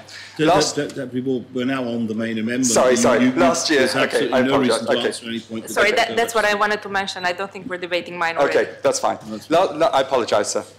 Last year, action was taken to prevent the creation of new share transfer properties. Right away, this meant that foreign investment into the market was stopped in its tracks for all new properties being built. This year, the commitment has been made to introduce the 3% surcharge on buy-to-let and second homes. These measures together help ensure that as many properties as possible are available to islanders to buy as their own home. But, sir, the market is changing. Due to Bank of England base rate increases, the cost of borrowing has skyrocketed and is expected to increase further. This in itself will be acting as a major deterrent for buy-to-let investors. This is in the case of, obviously, of where finance is required, where the costs of borrowing will outstrip the potential return. On the one hand, this could be seen as great news for prospective home buyers. More homes will be available for them to purchase. But on the other hand, what about those who need to live in private rental property? Whether some like it or not, the rental market is an essential pillar in Jersey's housing market. It provides homes for those who are not eligible for or wanting social housing, but are not in a position to purchase their own home. Indeed, for a number of people, renting a home is a choice they actively make to suit their own needs. It's therefore right that we continue to enable a market that is varied and can give people that choice. We already know the demand is higher than supply in the rental market. Making more affordable homes available for purchase may relieve some of this pressure, but it won't go away. The introduction of a stamp duty surcharge, already committed to at 3%, will need to be carefully monitored. And the good news is we can switch that on and switch that off depending on how the market reacts next year. I see absolutely no reason why pushing this higher to 4%, we've heard 10%, which has been defeated, as has been proposed by both Deputy Andrews and Kovacs, will do the housing market any justice right now. Again, I wish to thank both Deputy Andrews and Deputy Kovacs for both of their well-intentioned amendments, but unfortunately, and for very good reason, are unable to support their amendments, or for the reasons I've explained. And those are set out in the Council of Ministers' published comments. Thank you. Does any other member wish to speak on the amendment? No other member wishes to speak? Deputy Mezet. Thank you, sir. Just to, I guess, have on record that if you can't have 10% at this stage, then 4% is certainly better than 3%. So, and I would want to vote for that at this stage.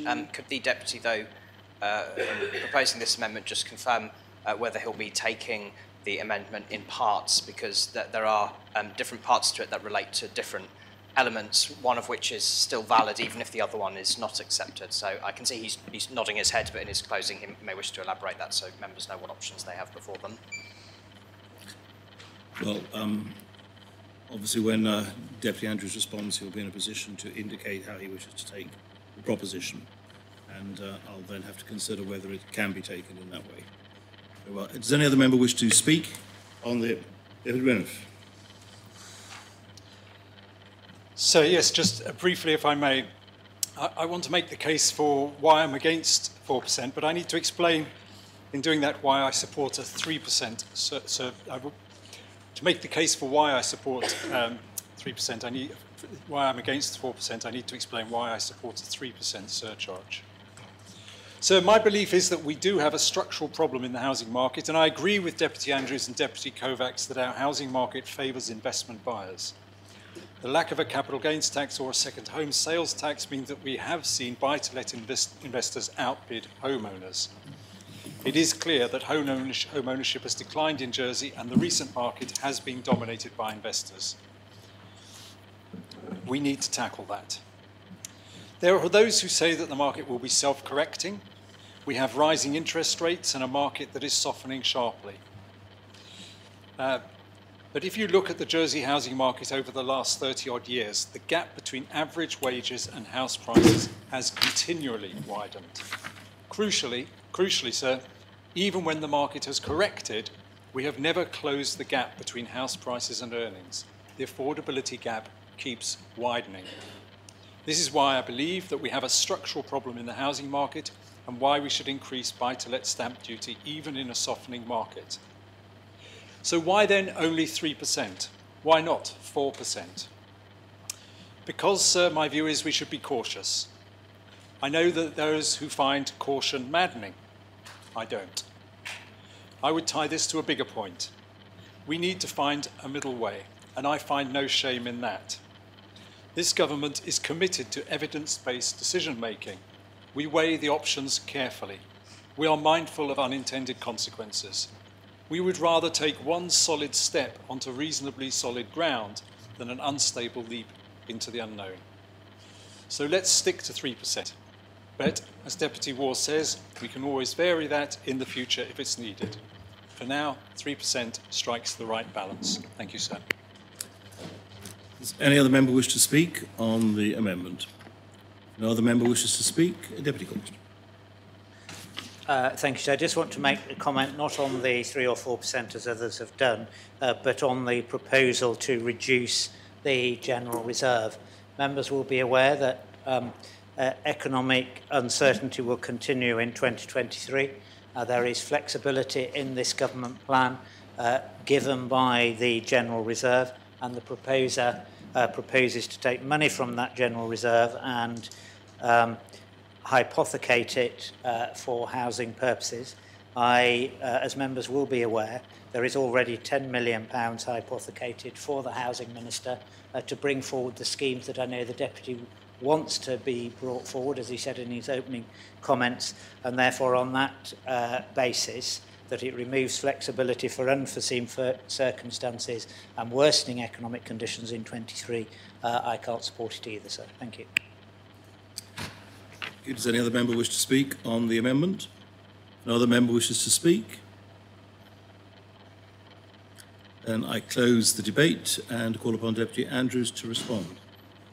Thank you, sir. Thank you to all of those members who have contributed in this debate. Now, when I did actually propose this amendment, I was given figures in relation to the Consolidated Fund and also the General Reserve. So there's actually an inaccurate figure in relation to Consolidated Fund figure of 2 million. It's actually going to be 5 million that's going to be generated from a 4% stamp duty surcharge. I was later informed only once I had lodged the amendment. And also as well, sir, in relation to the General Reserve, it was 1.59 1.6 million, sorry, sir, in terms of the general reserve transferred to the consolidated fund, and also that would have been factored in at a £3 million increase. I just think that needs to be mentioned so members are fully aware. Now, I think it's also important to mention that Jersey is a low tax jurisdiction, so it means that when we are looking at other jurisdictions, we have to be looking at the different dynamics that there are between, say, Scotland, Wales and the UK, where there are stamp duty surcharges that are applied. So, for instance, if we are to be looking at personal incomes in Jersey, especially in relation to net incomes are generally going to be higher. So that means income savings are also going to be increased too. That means that the ability to actually invest is quicker.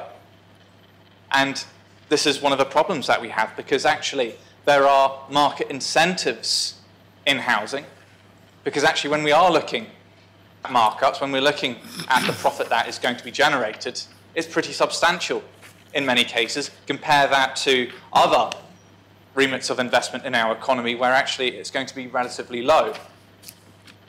And this is one of the problems. We just need to be looking at the statistical data, and we just need to be looking at the amount of rental income that is also taxable as well. And that's provided by Statistics Jersey. And that's also a concern, because we speak about diversification in our economy, and actually it's not going to happen, because we are not a market incentive economy. Where market incentives lie, it's in housing. And that's the biggest problem that we have, because what we do see is continued prices going up and up and up. And Deputy Ranniff makes a very good point, and I also alluded to it earlier. In terms of the wages in our labour market, they have remained pretty stagnant. And actually what you have seen is market prices have been going up. And as I mentioned before, when we are looking at the banks, they have to be reassured that people have the capability of fulfilling those debt obligations. And if there are any concerns, then it means that islanders will not be able to obtain any form of borrowing from domestic banks. And that in itself is becoming an issue. So we need to do something. And hence, a demand-side constraint of 4%. Some may say, well, actually, this could lead to unintended consequences. A 1% increase when somebody is able to afford a loan-to-value mortgage of 25%? Come on, that's the logic. Let's not be silly here. Use a bit of intelligence. That's all I'm asking. And vote to support me, because actually I am bringing something forward. And I am an independent, and I probably know I will be losing this debate, but you know what? I am doing what I believe in, and that's the important thing, sir. Because actually a 4% stamp duty surcharge is actually going to provide a constraint in the housing market. And that 1% is going to make a huge difference, sir. It really will. I think the 10% even more so. But again, I had concerns in terms of there potentially being some unintended consequences. But also, sir, by increasing a stamp duty surcharge to 4%, it also means that we can actually assess empirical evidence. We could do that with 3% too. But with 4%, it will also allow us to actually see trends in one-bedroom access, two-bedroom access, and three-bedroom access. Where are people going to be investing in second home ownership? Because we also have to recognise as well, the lower the stamp duty surcharge is in terms of costings, that's where you're actually going to see people invest in the housing market. But there's also another thing as well, and I think it's also important to mention this. We do need to see people investing in the private rental sector, and also we have to take into account landlords do have maintenance costs. So it does mean that some of their income will be accumulated capital, will be reinvested to maintain their housing stock. And I think actually there may be some concerns that have maybe not been mentioned in this debate, but I think it's really important that, yes, I am bringing forward this proposal, but also I'm being impartial. I'm looking at the broader picture in terms of, yes, there are some wider aspects that have to be looked into. And that has been something that I have definitely taken into consideration. I also would like to also mention as well the £10 million that is made available for the first-time buyer scheme. Okay, what's going to happen once that's exhausted? And I'm actually bringing forward a suggestive idea where actually we are going to have a continued revenue stream that is also going to allow for some level of planned expenditure too. And that's the reason why I have done this.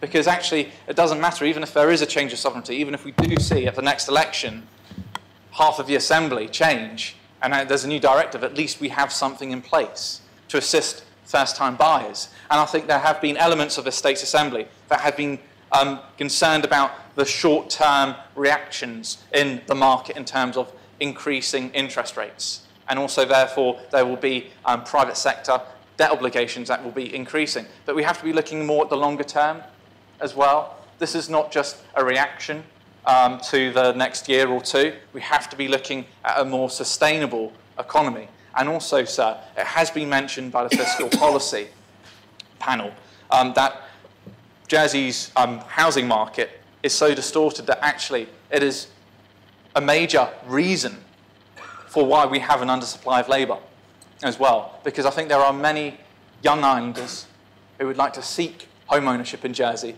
but they cannot afford to do it because we have not got a provision in place that is going to be a sustainable provision. Instead of just short-term, 10 million, it's expended, and that's it, it's gone. We are repeating history. Look at the 2013 scheme. 51 households were assisted. There's about 3 million that was allocated in terms of the budget at that time. And now 10 years on, how many of those members in the legislature then are here now? Because look, there is a new era, shall we say. But one of the problems is, because there is a lack of continuity, it means we are going over old ground once again, and that needs to change. And we do need to be coming into this assembly with a directive, a vision.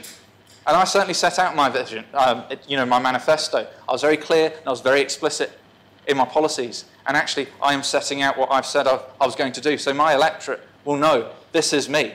I've not come into this assembly to be quiet. I've come in to actually change things because I am very proud to be representing St Helier North. And also, I'm very proud to actually be doing something for the young generation because they have not been listened to. And it's about time they are listened to. So thank you, sir. Have you given any thought to whether you wish to take these individually?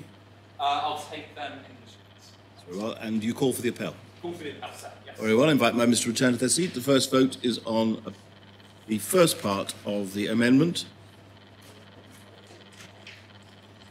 And I ask the referee to open the voting and members to cast their votes.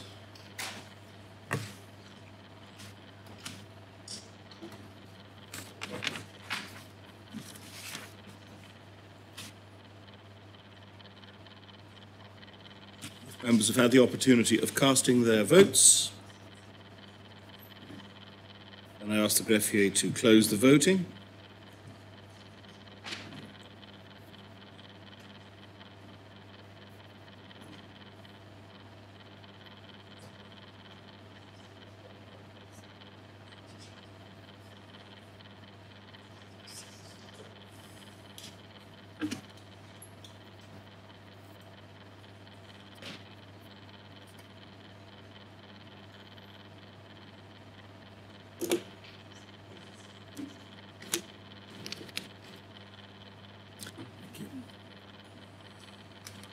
The first part has been defeated, 16 votes pour, 29 votes contre, no abstentions.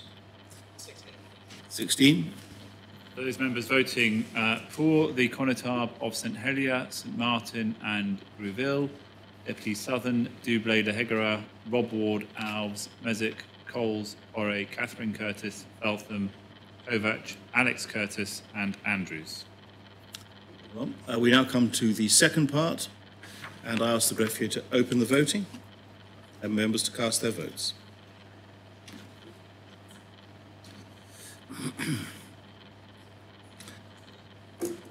Members have had the opportunity of casting their votes. And I ask the greffier to close the voting.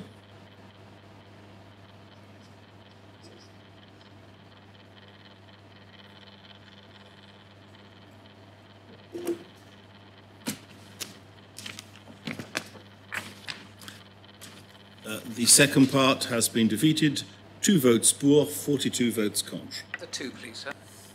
Those members voting for the Connétable of St Helier and Deputy Andrews. And lastly, the third part of the amendment. Ask the greffier to open the voting Have members to cast their votes.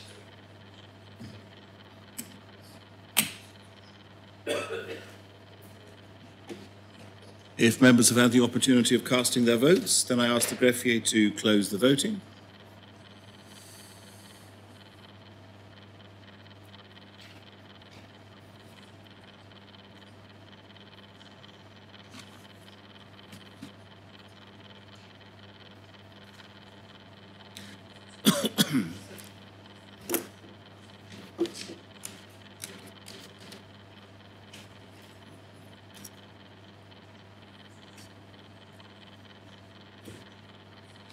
And the third part has been defeated. 2 votes pour, 42 votes contre.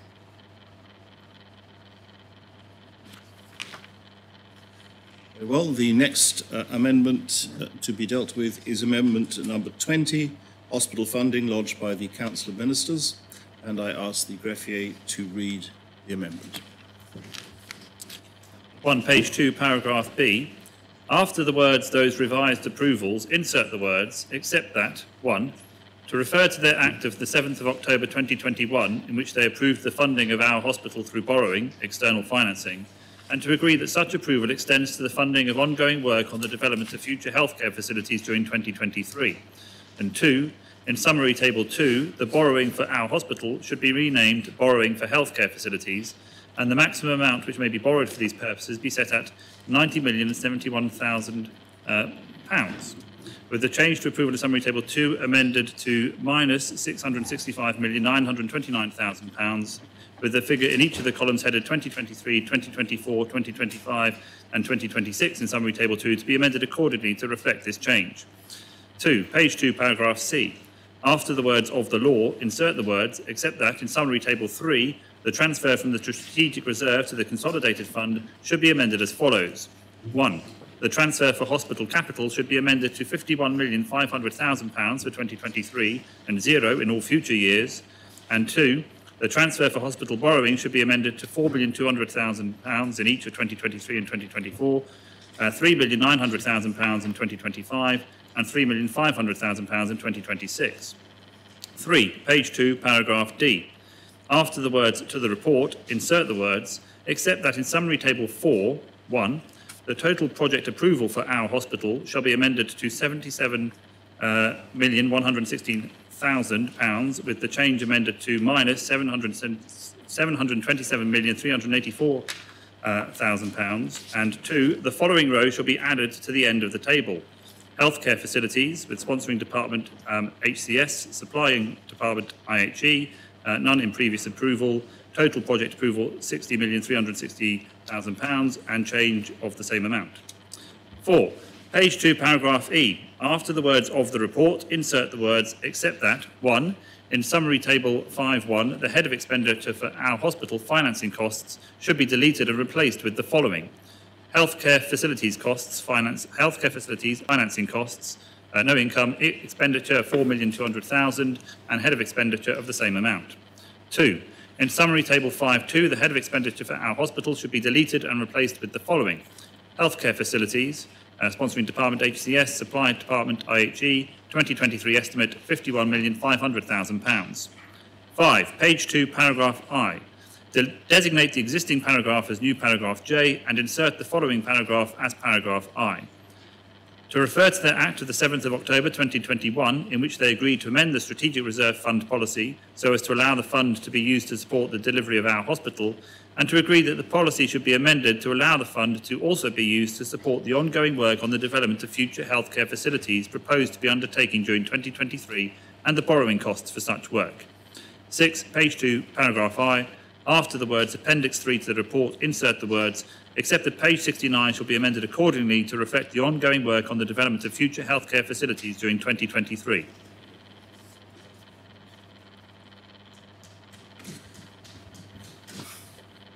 Chief Minister. Thank you, sir.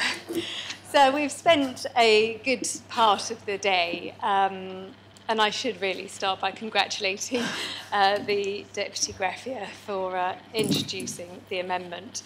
We've spent a lot of the day debating the hospital, and we are grateful to the Assembly for rejecting the proposition that was brought to them by Deputy Farnham. I think that is a good indication of the sentiment of the Assembly. Therefore, I do not feel the need to speak at length on this amendment. This amendment simply reflects the change of approach in relation to the hospital and sets the budget accordingly, because of course until now the government plan included the spending programme that was proposed by the previous government, and in our view saddled us with an unaffordable, unachievable and inappropriate direction of travel for our healthcare facilities to treat islanders. This government proposes to resolve that by producing a pragmatic, achievable, deliverable and appropriate healthcare solution that not only will begin during this term of our government, but also will allow us to focus on creating a stable workforce within our critical services of both healthcare and education, and ensuring that we can afford to do so, sir, and find also the space to provide homes for those key workers so that they can enjoy a decent quality of life while working in the island, delivering those services. Sir, I propose the amendment. Right, is the amendment seconded? In which case, does any member wish to speak on the amendment? Deputy Scott. Sir, I'm sure none of us want to reopen this debate on the hospital again. I just want to say that in supporting this amendment, I want to make it clear that I'm not actually endorsing the proposal yet of turning the site, the former site of St Kennefe School, into a permanent healthcare facility. It's something that I am in discussion with the Minister for Infrastructure. It's possible that I may bring a proposition to ask the States Assembly just to consider this point. Thank you. Does any other member wish to speak on the amendment? Deputy Meze. Thank you, sir. The amendment we have before us is strange. We are not in a position as an Assembly of having already resolved one way or another on what the fate of the agreed hospital plan is to be and whether this alternative that is suggested replace that. We're not at that point at the moment, and the resolutions that have been passed by the Assembly, albeit in its previous term of office, constitutionally still stand. That is what the official position of the states is until the states has passed an alternative resolution to officially adopt an alternative proposition, and that we have not done yet.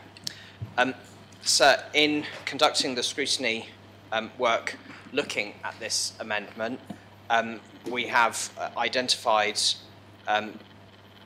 helpfully from the Chief Minister, that there will be a two-step process here and that there will be a proposition which comes to the Assembly to seek that formal approval, and that's right and proper if that's the mandate that the government seeks to get from the Assembly.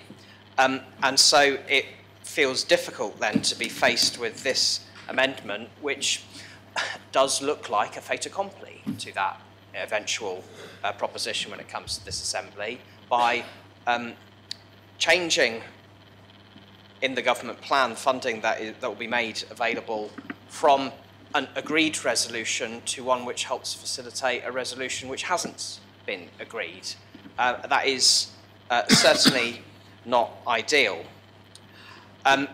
What we have been provided through the reports that was produced earlier this year, R154, was not a business case for an alternative hospital project and wasn't intended to be, and which does raise very significant questions about what funding parameters will need to be set for an alternative project and how they compare to the one that has already been agreed by this Assembly and which I think, regrettably, the Assembly has chosen not to further examine in rejecting Deputy Farnham's proposition earlier today.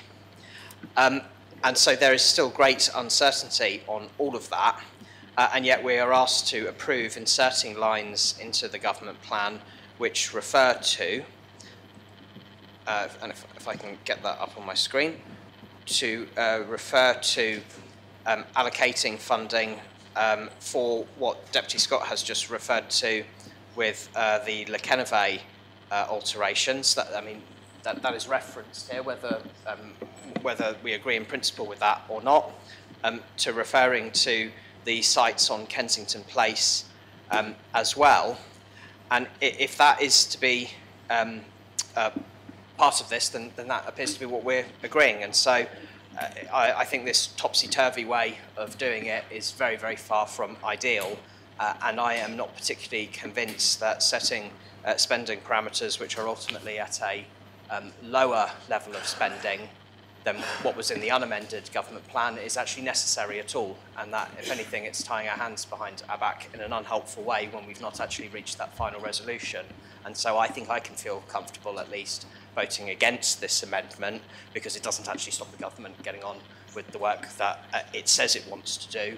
It just maintains what is the current resolution of this Assembly, that as it stands, the one-site Overdale solution is the one that is officially still the preferred option of the states until we've said otherwise. And this amendment, I don't think, is reconciled with that fact. So I'll vote against it. Very much, Deputy. Deputy Farnham. Thank you, sir. I will be brief, but I just wanted, well, I'm sure members do realise that this amendment removes all of the borrowing permissions for Overdale, which again, like Deputy Mesek, and that has been outlined in the report, the comments of the scrutiny panel is rather unusual, considering that a rescindment, clear rescindment to the propositions previously agreed have not yet been adopted. So it's sort of, if you like, preempting what the Assembly will do, which, following the vote which simply asked for more evidence. And during the course of debate since then, we've heard ministers time and time again saying they're an evidence-based government, yet they've rejected calls for more evidence on the most important project, arguably, we're dealing with here today. But £16 million of what the States is being asked to approve today is for the purchase of Kensington Place. And I think it was a Deputy Howe that mentioned the 14 homes that have been earmarked for demolition to make way for Overdale if that was to go ahead. Well, of course, Kensington Place on its own will cost the island 106 homes. £7 million for Le Kenevey. Well, I think that's what we were going to spend anyway on Le Kenevey, but perhaps the government is now thinking that Le Kenevey could be a more permanent solution, again, reducing the potential for Le Kenevey for homes and other useful civic or parish purposes. And £28 million for consultants. And I call them consultants, sir, because all the work that we did on the design for Overdale was always called consultants. So to be clear, the government, after criticising the last government heavily for spending too much money on the preparation and the design work and getting planning permission for Overdale, are now asking for another £28 million to reset the clock. I can't support that, sir. I'm sure the Assembly will, however. And I just want, for the record, to be clear, this amendment will put £28 million into the pockets of consultants who will be asked to start again with elements of the design process, sir, which I think is rather preemptive and premature, considering we haven't even rescinded the previous decisions yet. Thank you. Does any other member wish to speak on the amendment? Honourable St Helier. Thank you, sir. In a similar vein to the previous speaker, I need to explain to the Assembly why I can't support this allocation of funding. The previous Our Hospital project, as members will know by now, and I know that Deputy Farnham has the scars on his back from my 3 amendments to his proposals for the new hospital at Overdale. I sought, ultimately unsuccessfully, to persuade the government of the day that we didn't need to dig up large swathes of St Helier, particularly facing a climate change emergency where we're supposed to be changing the way we travel. We didn't need to do that. We could just get on with the hospital. And I know that those amendments were one reason, that the deputy's already referred to it today. That was one reason why it took longer than it was supposed to get planning permission for the Overdale project. However, having lost those 3 battles, I then voted for the funding of the new hospital because I realised that I had no choice but to do that. The difference today is that I'm being asked to vote for funding for I don't know what. There is no proposal on the table. And so I find it very difficult to sign a blank cheque to this government to say, spend it how you like. Who knows? They might even want to spend the money on yet more abortive legal work, bringing compulsory purchase legislation against my parish. And I can't possibly vote for that. So that's the reason why I will not be supporting this proposal today. Thank you, sir. Does any other member wish to speak on the amendment? Conor St Brillard. Thank you, sir. Just a point regarding the healthcare facility at Lekenve and the 7 million mentioned there. And I just would like in the summing up whether that could be clarified. Is that part of the original 15 million spend, or is it the remaining of the spend on there to come up to 15 million? Because it was quite clear at the outset that the spend there was going to be 15 million and no more. Thank you, sir. We have reached that part of the day when standing orders require me to ask of the Assembly whether they wish to adjourn until tomorrow morning or alternatively to continue until this matter is over. In order for members to consider, I wonder if people could indicate if they still wish to speak on this amendment. Well, the adjournment is proposed in that case. Proposed, so if there's no members wishing to speak, perhaps. But I think it would be helpful so people can understand. Would members indicate if they still wish to speak on this amendment? Well, it appears that no one wishes to speak, so the only speech would be from the... Sir, Deputy Tom Binno wishes to speak. So there's sorry one, to intervene, but then the, I would certainly like to speak. Yeah. Yes, very well, Minister, that's understood, the Chief Minister, so there will be 2 more speeches at least. The adjournment is proposed. Is that seconded? Does any member wish to speak on the adjournment? No, in which case the Assembly stands adjourned until 9:30 a.m. tomorrow morning.